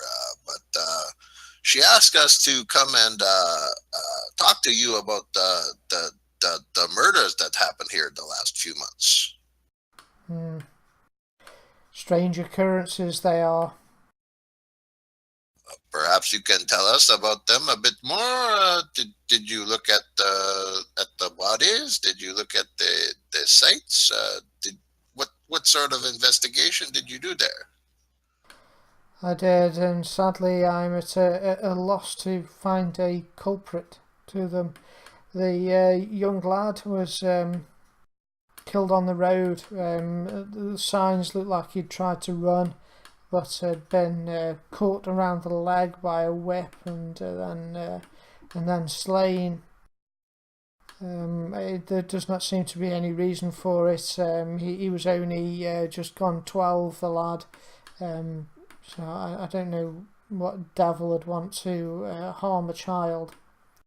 The other man was elderly. He'd mostly retired from doing things at Aden and was just killed by his cattle shed at the back. Similar injuries again. Some sort of blade did the damage, and some torment was bestowed upon him by a lash.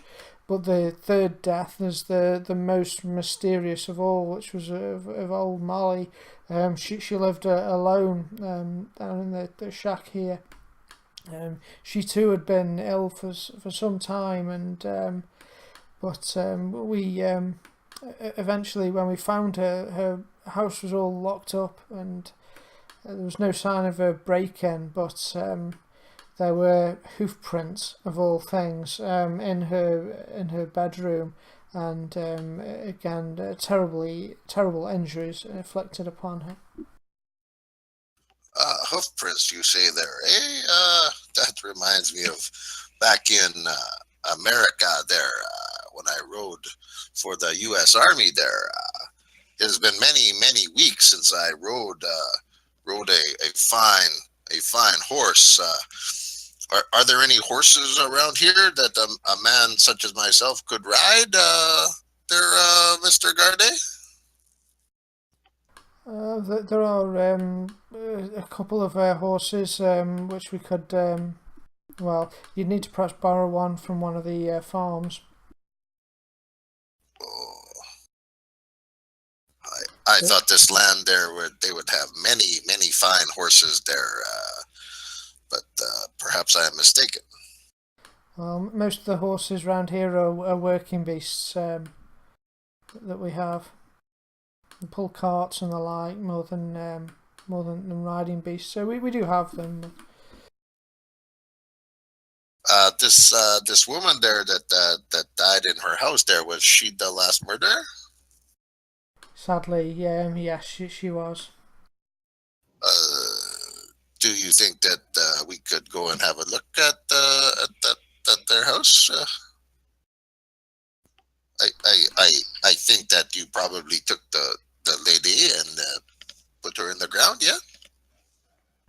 She has since been buried. However, yes, I'll take you up there. I know of Colleen and know of the know that she is a good woman, and her friends no doubt would mean well if you can help in this investigation. Then, because I'm at a loss.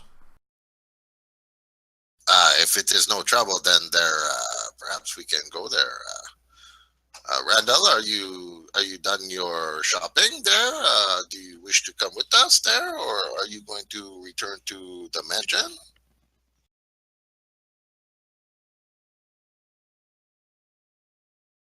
Randall We'll say, well, if you've got everything you need, I'll just pick up some polite supplies and head back. I've no interest in going around these places, and also I'm more concerned with the health of my aunt.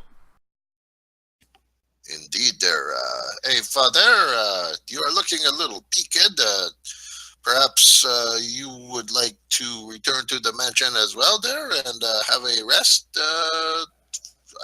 I understand you spent all night at the side of Colleen, our mentor.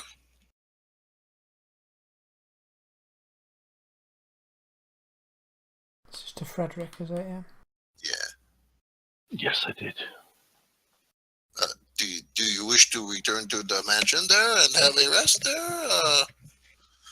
Well, I am sure that we can go and look at this house. I do not think that after all this time we will find that much there, but yes, my child. It would be a good idea if we had a little rest. I kind of stare into his eyes, and then I shift my eyes to Randall when Randall isn't looking at me. Okay. That sounds like a good plan there, Father. You have a good rest this day, eh? Perhaps tonight another one of us will have a sit down with her, although I know that it is your duty there. Well, hopefully God will provide an answer to sort out our prayers. Amen there, Father. Amen. Not out of character, not to discourage you, but more to keep an eye on Randall, right? Oh, the character is busy. I'm hoping Irina's information will basically give us enough ammunition and stop this thing happening. In character, I don't know this. I'm just hoping, praying that we have a solution. Okay, so just before you leave, however, no, actually, I'm going to do it later. Frederick and no, do you know if anyone's got a knowledge occult skill? You may roll it now. No knowledge skills. Oh, I do. And it exploded. Oh, damn it, Pierre. Okay, you will remember reading about a creature that might be the beast, the thing that you are looking for. What, the Headless Horseman there? Is that what you were talking about there? Well, perhaps, but maybe known by another name, a Dullahan. Oh. Ooh. All right, when Randall takes off, are you going back with them, Father? Or Frederick? Yeah, I'm going to head back and have a wee, we call them catnap? Yeah, it's a catnap. Yeah, all right. During our walk towards the house with the Garde, I tell the others of this creature, this Dullahan. I have read of this creature there that may be something like what we are looking for there. They call it a Dullahan. It rides a horse, a large steed, and often appears in the darkness there, eh? It is also, you'll know, a harbinger of doom. It's a headless spirit that rides at night and seeks out the souls of the dying. Essentially, people who are near to death, it is attracted to them, and it basically takes their souls before their time is due, robbing them of their souls going to a pleasant afterlife and taking them to hell. The Dullahan is usually encountered riding an ethereal black horse, or sometimes it pulls a funeral coach with spokes made of bone and skulls for lamps. The Dullahan carries a severed head under one arm and wields a whip made from human spines in the other. You'll also know that they, I think because you got so high, you got a raise on it. I'll give you this, that they tend to be immune from most attacks. The way to kill them is said to be by gold. They have the ability to pass through locked doors, unstoppable. They can magically sort of appear in houses to collect the souls of the dead. They are known to pronounce doom upon people. The severed head utters the name of someone's name, and it is said that your death will soon be due.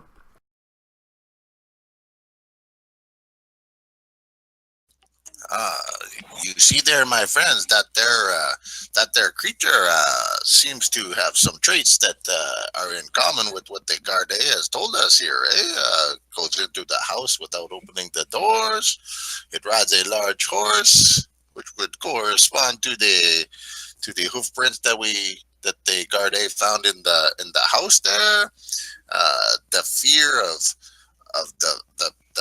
the people on their eyes there when they were found their bodies dead there, that is a common occurrence from what I understand of doom being pronounced upon you immediately before being killed.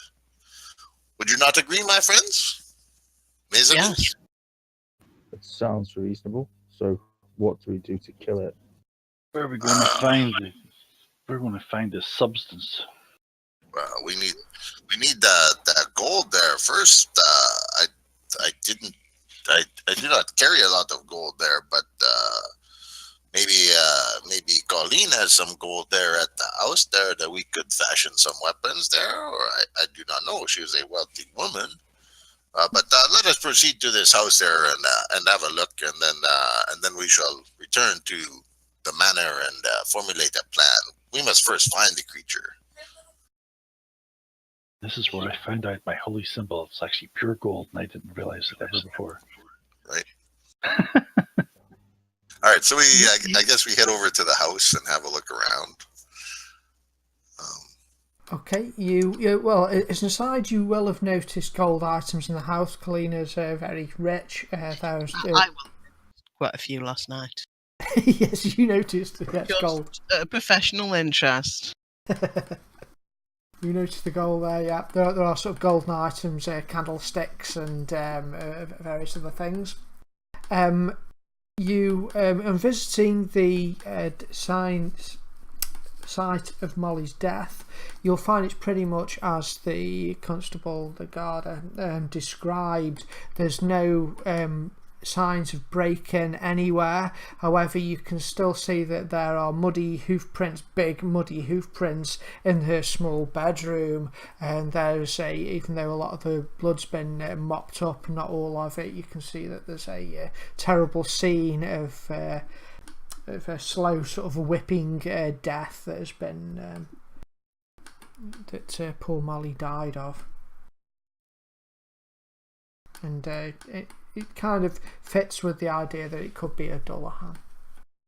Yeah, I kind of imagine like the front door was broken into because it was locked, kind of thing, or while they were searching for her house. But other than that, there was just signs of people cleaning up the dead body and the mess and whatnot.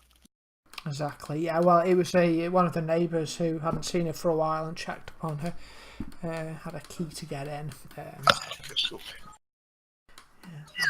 All right, we spend an hour or so there looking around and looking about it. Is the house empty now? There's no other family still there or anything? At Molly's house, and it is empty. There's no other family there. While we're there, I will tell them all about the whole rat poison thing.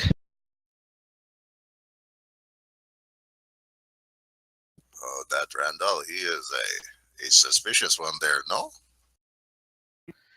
Perhaps we should question him.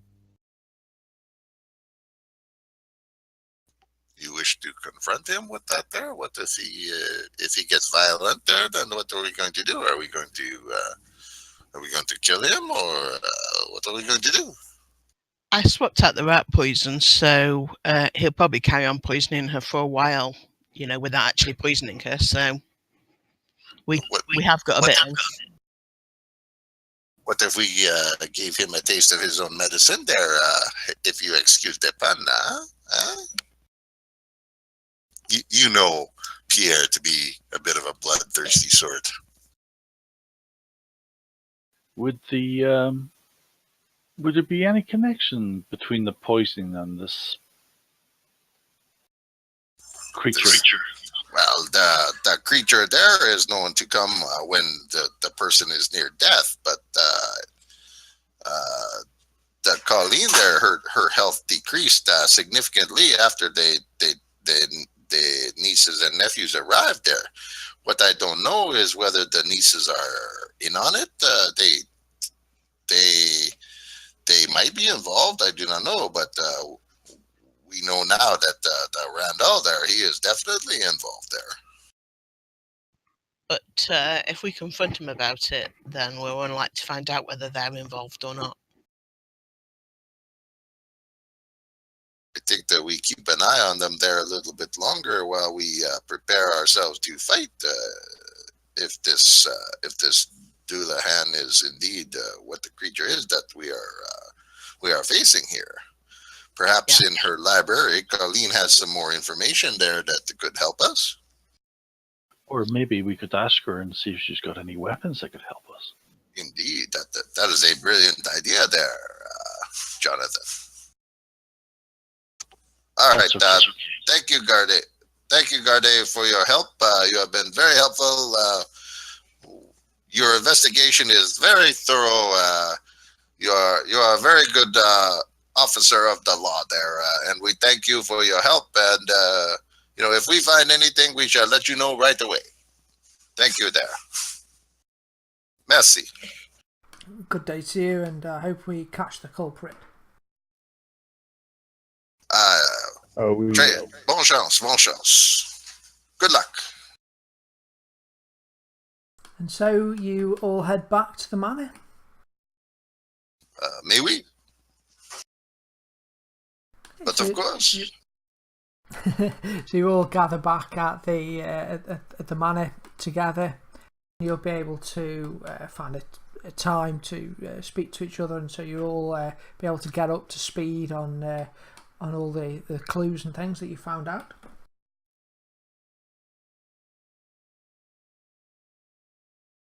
I'm going to ask the niece's permission to go to Colleen's library and hopefully with their permission, after I get their permission, I'm going to go and see if she has any books either in her study or in her main library there about these creatures. Of course, Caitlin will say, I'm sure my aunt would not mind.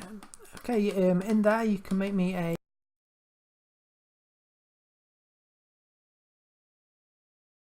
I imagine this takes like a few hours, so... It's investigation, actually, if you got an investigation. Yeah, I don't have that, so... I have a knowledge occult and unskilled, so... It'd be unskilled. The knowledge occult will be sort of what you already know. Alright, look at that! Boom! You remember earlier seeing a book which had got a big picture of a Headless Horseman on the front, so you get a raise. You find the information that you're after, and most of what you got before, because your knowledge occult was a raise, I give you pretty much most of the knowledge. I'll see if there's anything else I can give you about the Doulahan. Yeah, that's cool. I will bring the book along later when we get together, and I'll show I will show the images, whatever there are images, hand drawn. I'm sure to Irina to confirm that was what she in fact saw. Yeah. All right, so that blew several hours for me, I imagine. Yep, they're also scary, quite scary, as you might have thought. People have been known to freeze in fear when they see them.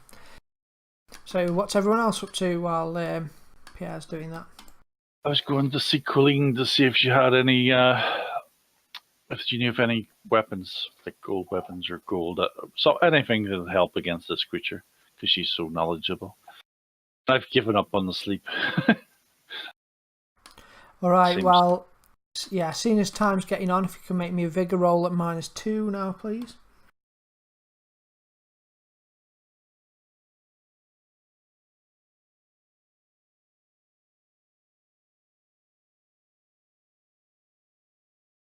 So that's a point of fatigue, unless you want to, spend a penny. Fate says God's turned his back on me at my last minutes. How many? 1 point of fatigue, right? Yeah. It puts you at minus. I'll put it on for you. So it puts you at -1 to pretty much everything. You're just feeling a bit tired, and how it is when you're tired.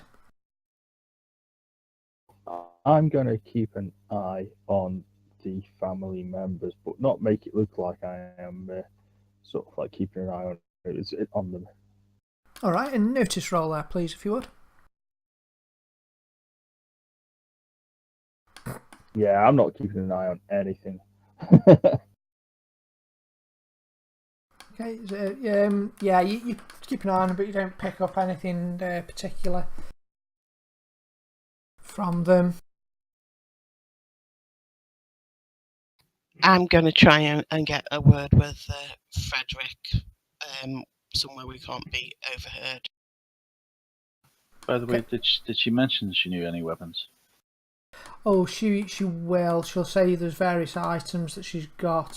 She hasn't got any golden weapons as such, but she's got things that you can use for weapons, namely a rather large sort of candlestick set that you could use as bludgeoning implements. Okay.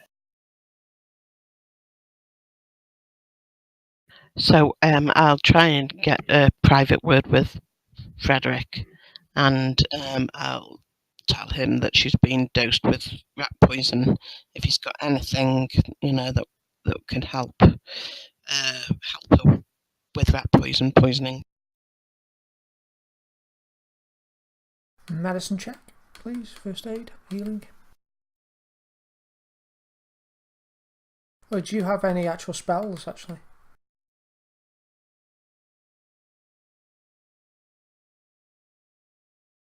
You have the healing spell, don't you? Oh, I've got a healing spell. She has one too? And obviously, I'll tell you, I've swapped it out for something harmless, so she won't be getting any more poison, but he'll be thinking he's still giving her poison.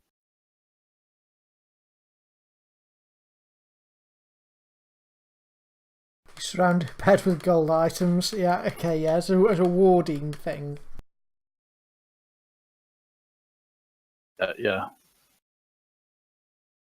Okay, the healing, you'll know the actual healing spell probably won't do anything much directly, but you'll, if you can make me a healing roll though, it might tell you what you need to do. It's Frederick. Oh, am I healing? Sorry, I didn't even know I was healing. It's a more of a knowledge healing check if you make it. Okay. Hopefully this will put the -1 on this. I'm not going to Benny that. Yeah, you think probably rest, and rest will sort her out after a while. Hopefully the poison isn't so bad that it isn't irreversible. You can't be sure, unless you're Bennying it. Can I have a common knowledge roll to think of something that I have thought of that obviously Irina wouldn't necessarily know?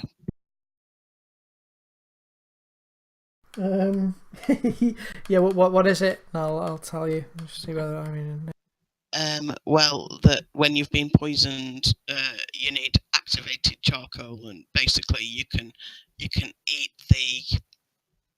Basically, if you crush up the kind of last bits of the coal from your fire, or wood or whatever, any charcoal basically, and eat it, then it helps absorb poison. No way, that's fantastic. I'd have given that to Frederick had he passed his healing. You can try an unskilled with it if you want. That's what I was thinking. If I have an unskilled roll, and if I make it, then perhaps I remember reading about that in some adventure book or something. Absolutely, yeah, I'm down with that, yeah.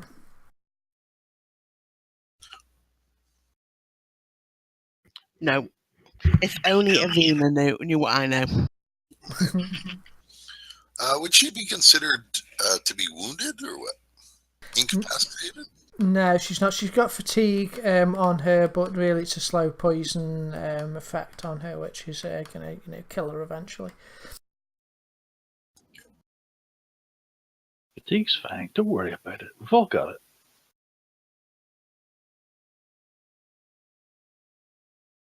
She is kind of bedridden too, weak to stand. So, what was the response to her about? What was her response about having gold weapons or anything? You're AFK, weren't you? She hasn't got any gold weapons as such, but she has got gold items. There's a candlestick set that she's got, which are quite heavy, like candlesticks, which you could use as bludgeoning weapons against the creature. Have you mentioned to her it could be a Dullahan? I think that perhaps in the late afternoon, I will go and visit with her, bringing the book to discuss it with her.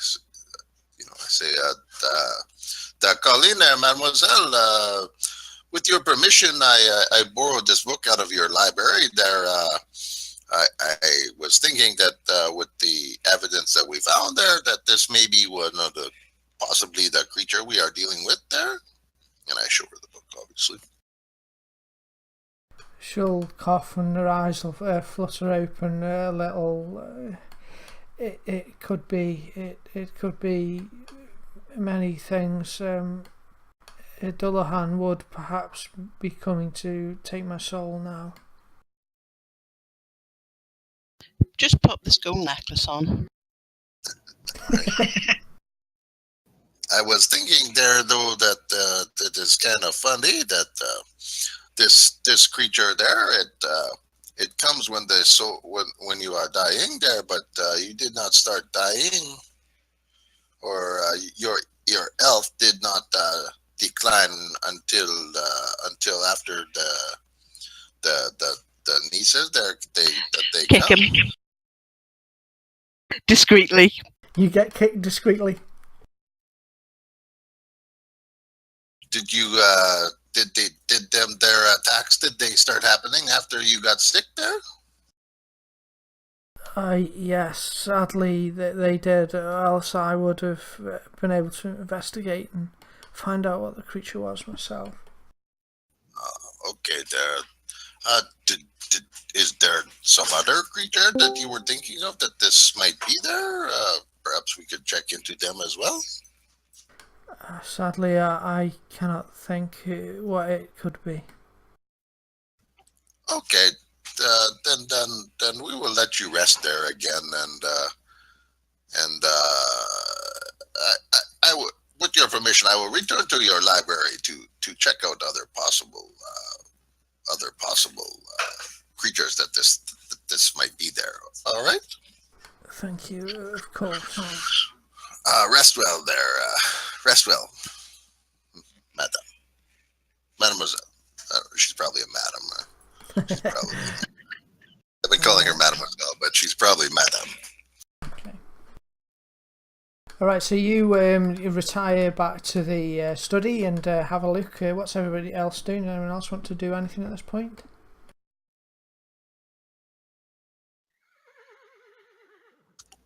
Actually, what I want to do is I want to find something smallish that's made of gold in the house, and I kind of want to go over to the study where the fire is, and if I can lock the door, and I want to melt down the gold, and I want to dip my bullets in it. Yeah. As many bullets as I can. I'm going to give you my bullets as well. You can do them.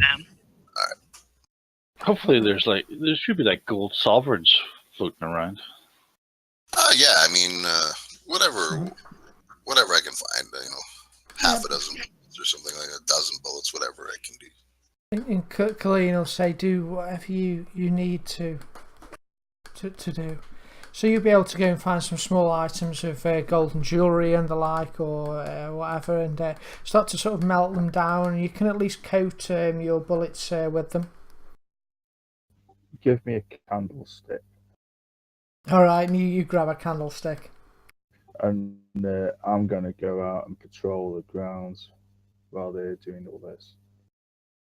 Good call. Okay, you grab a candlestick and venture out into the. It's now early evening.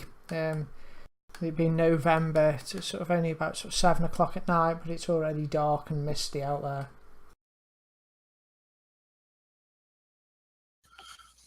Okay. Where have the children, the nieces and nephew, been most of the day? They've been in the house. The Randall just came back here. The nieces have just been about the house, probably doing a bit of reading and tending to clean.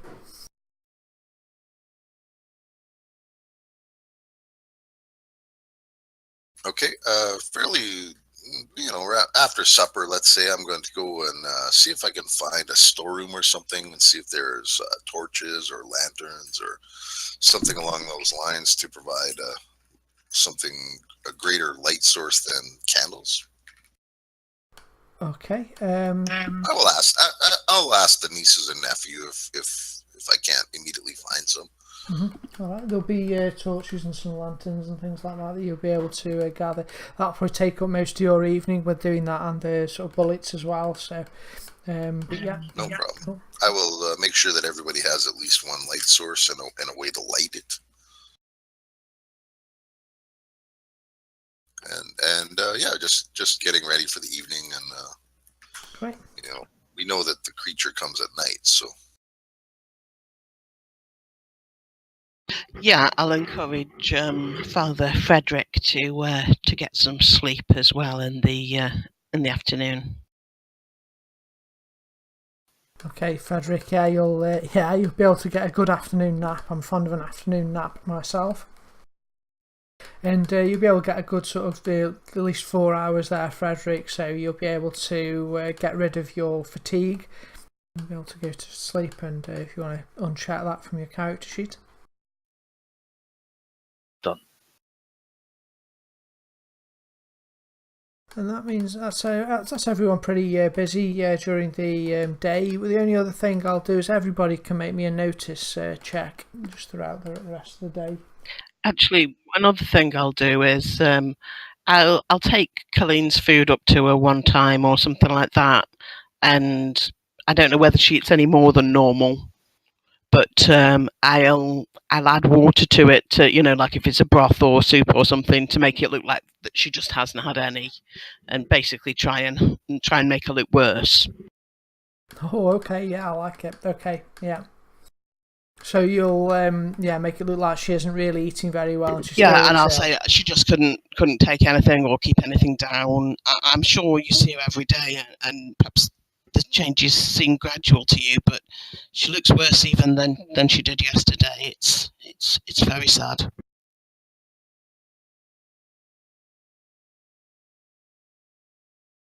Yeah, I was just making sure it wasn't like something to wake me up, so it'd be like minuses to notice it. Okay, great. Irene, you managed to sort of convince everybody, the other nieces all,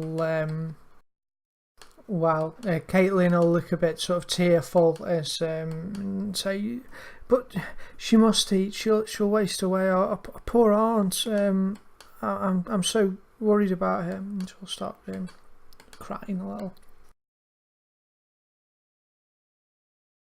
Throughout the day, I'm going to... Pierre, you're a bit busy, so I'll give you sort of a -2 because you're doing sort of other stuff. But Jonathan, you specifically said you were trying to do it but failed the roll earlier.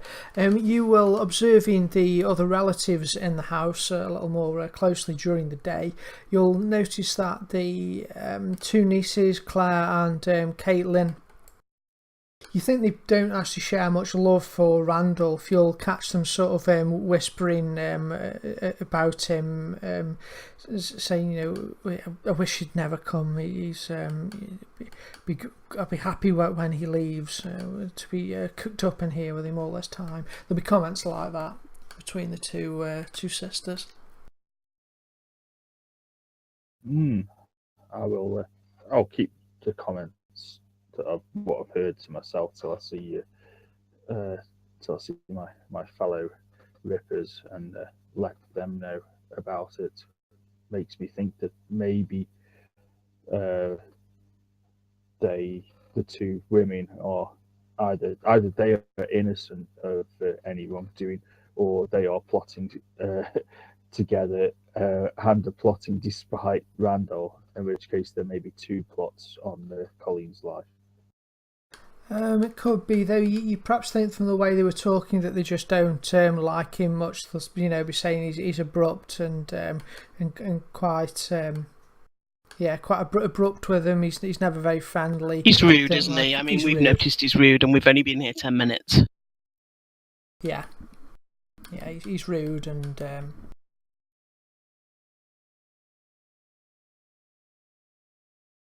So that keeps you all sort of busy for the day and the evening. Jonathan, if you could make me a perception roll, please.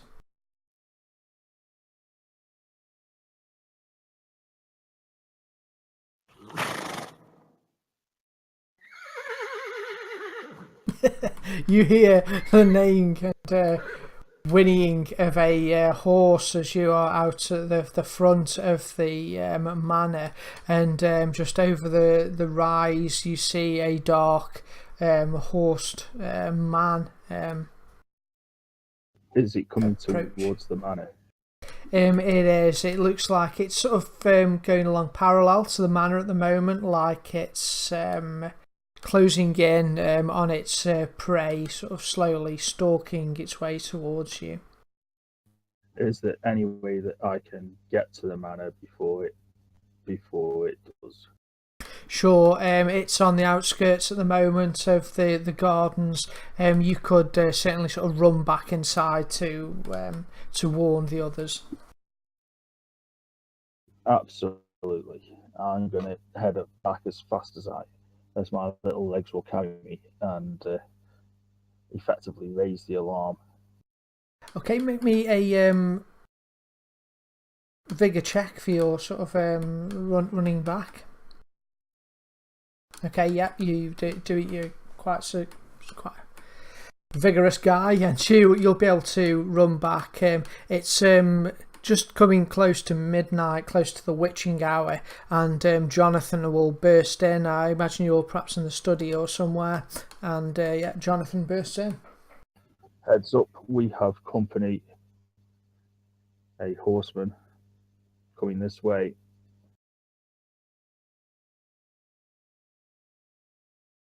So there are several exits from the manor. Is that correct? Like there looks like to be one in the library, Mm-hmm. One near the kitchens in the northwest. That'd be correct, yeah.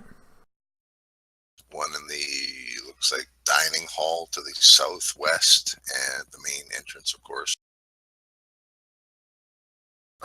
Which side of the manor did you see the horseman there? It was out the front. Out the front of the manor. All right, let us away and check this out. The nieces, I guess, will wake them up and tell them to go to their aunt, I think. What do you guys think? The nieces and nephew. Actually, I'm going specifically to go and tell them, all three of them, that there's a horseman, and that I will meet you guys out there. I'm just going to go fetch my rifle and tell the children there to look after their aunt there. I will be out momentarily. Okay, the nieces, Claire and Caitlin, will both rush to their aunt's side, surrounded by the gold items that Frederick's diligently placed all around as a protective shield. What about Randall there? I go to him last. Okay. So what's going on? There there is a horseman outside there. Perhaps you should fetch a torch there and come with us to confront this thing. I'm not going out there. I'm not one of my aunt's crazy friends. I'm just an average guy. Is he laying in bed or anything? Yeah, he probably is this time at 11:30. I go over to his bed and I drag him out of bed. He'll scream quite high pitched. No, get off me, you thug! Are you a man there or what? Get on your feet. Put on your trousers. I love to scream. Yeah. No, I'm not going shove out it there. roughly towards his clothes. You can't make me. Oh, I can make you there. If he doesn't put his clothes on, I grab him by the scruff of his nightgown or whatever and frog march him down the stairs, basically. He will fight you all the way if you want to make a strength roll.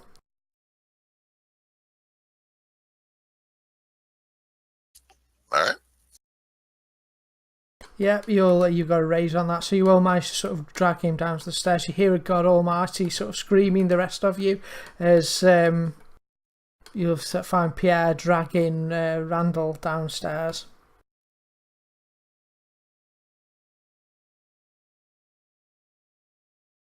When we get down to the group, I thrust a torch into his hands.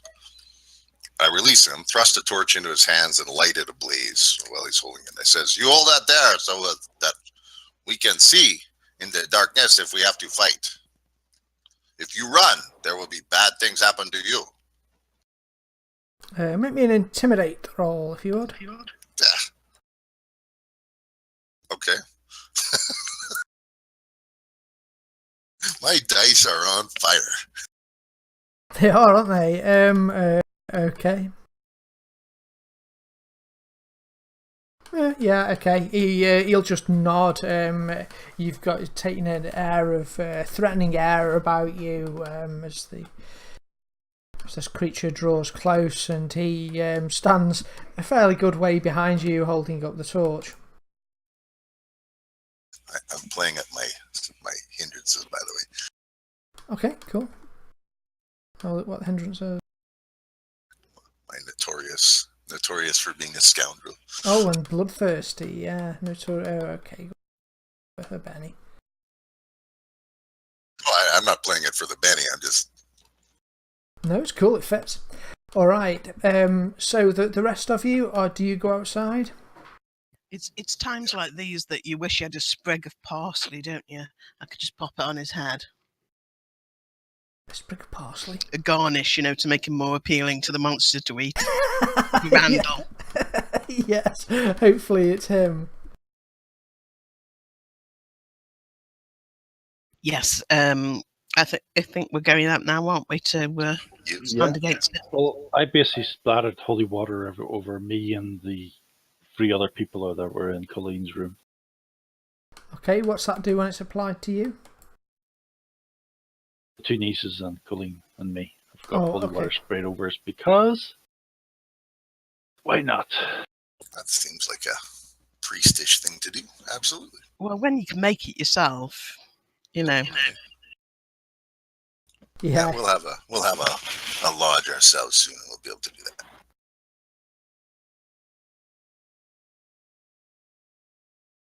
Who am I missing? Jonathan.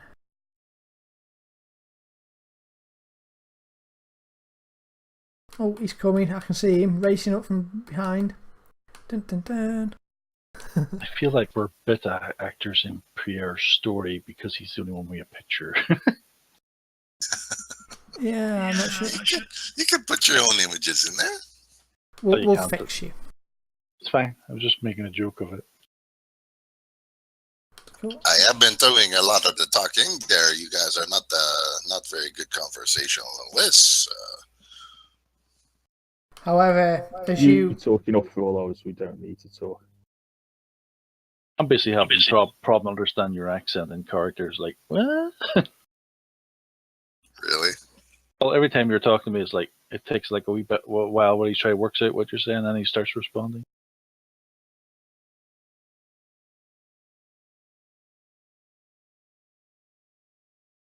Hey, I'm a priest. Yeah, the priest talks too much as well. Yeah, Pierre's got the figure, you see, because Randall has to be able to see him to still be intimidated by this hairy beast of a mountain man who's total savage, just dragged him out in the middle of the night. Right? All right, as you all I probably still have a little bit of blood on my tomahawk just for embellishment's sake. Nice.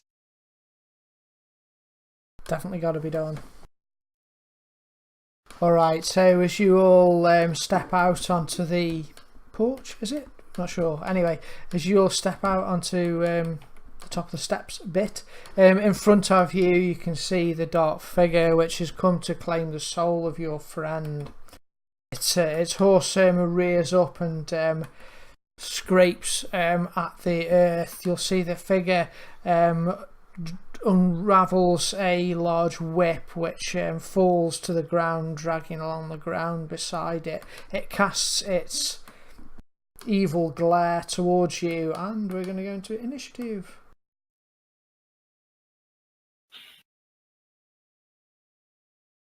Oh, and it goes. Oh, who goes there, boss? Who goes there in the night there? What foul creature are you there?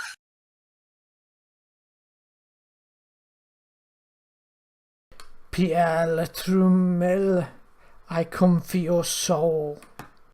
A hollowed voice says. Well, the head actually says it. It's disconnected from its body. It's under one of its arms. You cannot have it! Not without a fight! It has just pronounced your doom. Oh, and that is just super nasty because you get no save. Severed Head utters the name of an opponent. The victim suffers -2 to all trait checks until dawn. Sorry, I didn't actually read how bad that was. You just you'll do. I've still got no adventure cards. I've just noticed. Oh, I'm sorry. 1 second. Let me give you an adventure card. Good time for the adventure card.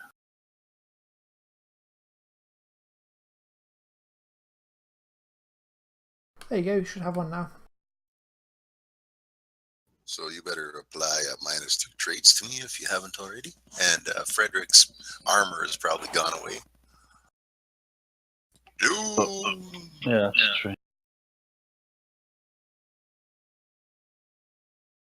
This is just a test roll to make sure your doom is working. Let's see if it works. Okay. It is working. The armor, though. Wouldn't have made any difference. And that's pretty much what it does for this round. Well, for the rest of the combat. Oh, that's its action for the round. Gotcha. It is, yeah. So I'm now at +2 against the Dullahan. Oh, Nice.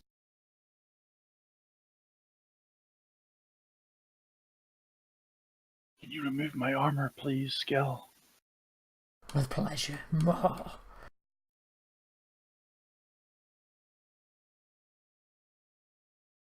Shoot him with my gold tip bullet. All right. That is a good shot there, Irina. Très bien, très bien. He's riled me now, going over saying that to Pierre. Mm-hmm.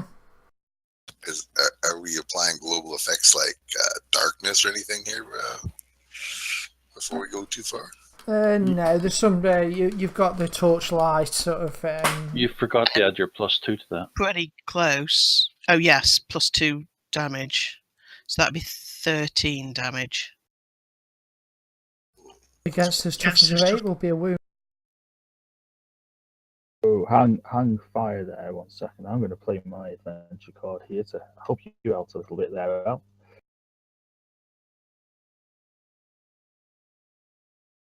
Oh, no, it's the melee attack. I'll have that back, sorry. Okay. I just noticed it's a melee attack, so Never mind, but it's going to be coming, I'm sure. Yeah, I just need to get a successful attack on it.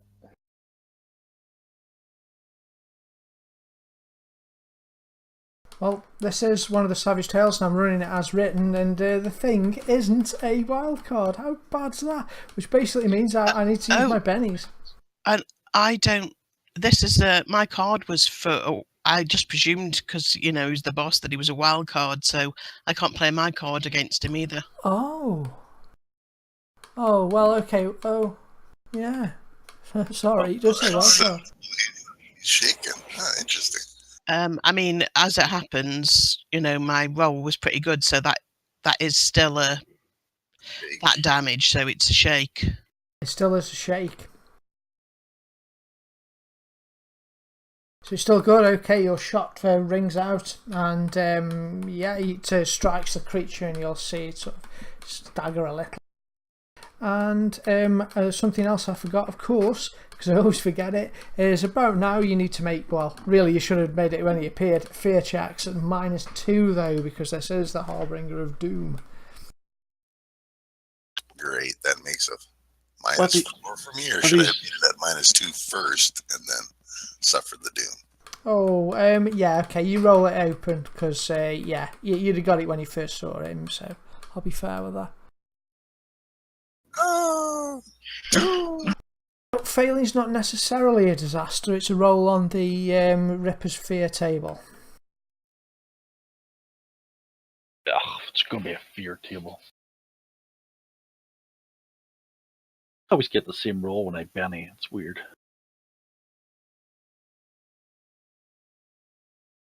Yeah, I'm going to roll on the Ripper's Fear table. I've still got goody. to roll a 6 or more on a d6, so.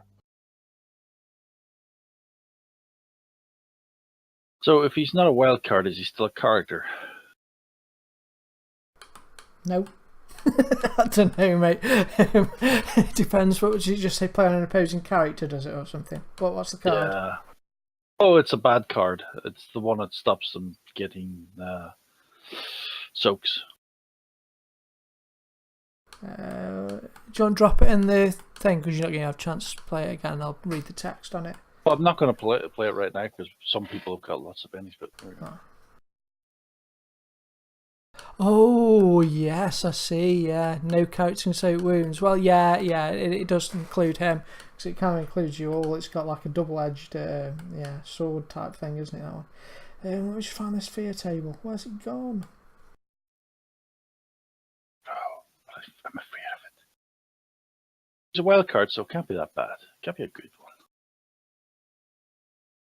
There we go, the fright table, if you'd like to roll on it, please. Oh, and I think it... Plus, yeah, you need +2 on it, let's roll. Can't get better than 20, so... You can, it's a 22. Breakdown. The hero is shaken, loses 2 points of reason, and gains a minor psychosis. Oh, that's terrible. And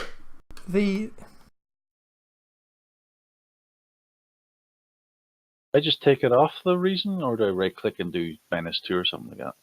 if you click on it, you probably be able to put an amendment thing, little modifier on the bottom, and just put reason loss or something. Sorry, you have a breakdown. You get a hindrance as a result of that. From the fear of it, you'll sort of curl up into a ball. There's various hindrances you can choose. You can have like phobias or fears and delusions. I think it's another one. I will take the phobia of men with no heads. Scary things in the dark. Horses might be more apt. You're supposed to roll a die 6 for the psychosis hindrance. A 1, 2, it's a delusion. 3, 4, it's a habit. 5, 6, it's a phobia. Oh, okay. So it's a habit. With this detail determined by the situation, the GM, and the player. It's a habit. Yeah, it could be. It's just a quirk.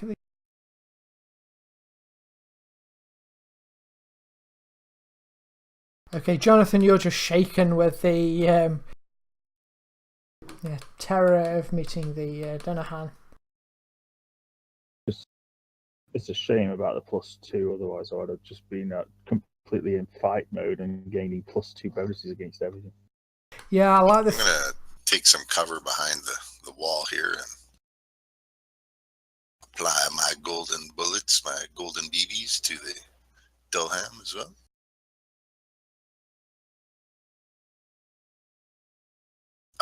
Alas, the darkness, the curse, causes me to miss.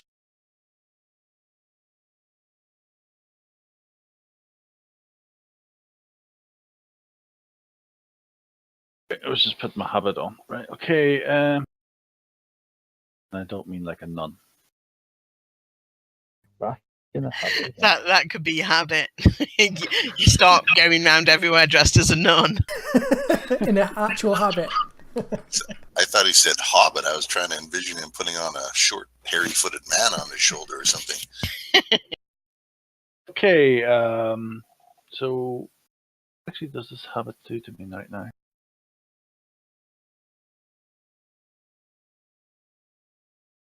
I don't know. Okay, I will. Where is he? Over there, right? Was in too far. I will hold my action.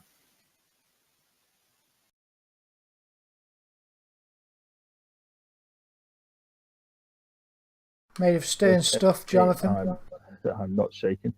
How far away is that? Take it we're on a raised platform at the moment. You are, yes.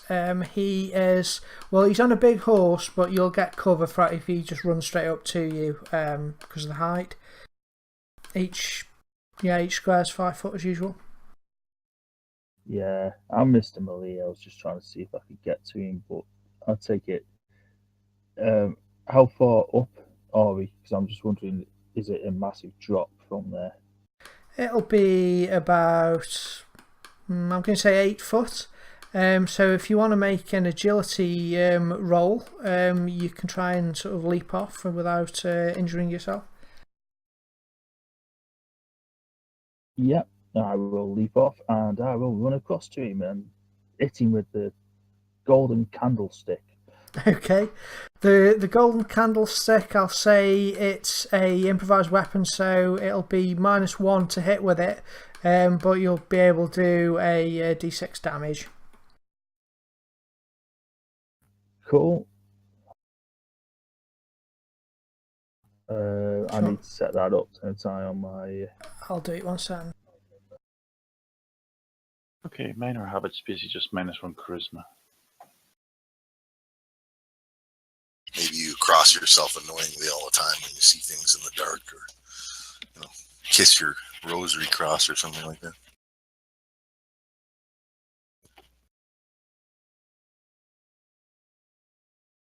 Cool. I think it's more along the lines I put my hand on my neck and rub it and then look at my hand, make sure there's no blood, and I do it like every 5 minutes or so.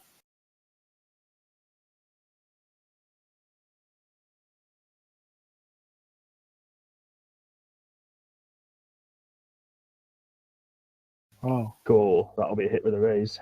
Whacking with it. Does it not do my strength as well, or is it just the d6? I've just put it on as a d6. Yeah, it's like a normal. Oh, yeah, you're right. It should do your strength. Hold on 1 second. I'll put it on.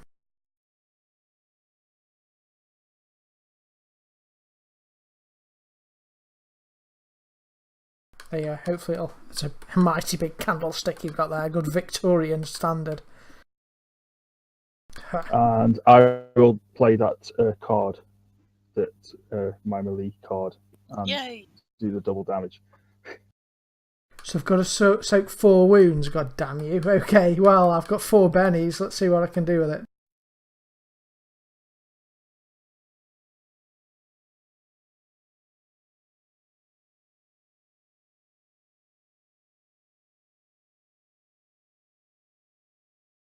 So the first one.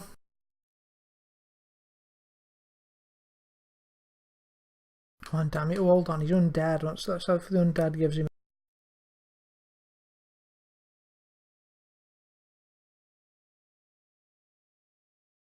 He's got +2 to recover from shaking. That's all okay. First, Benny.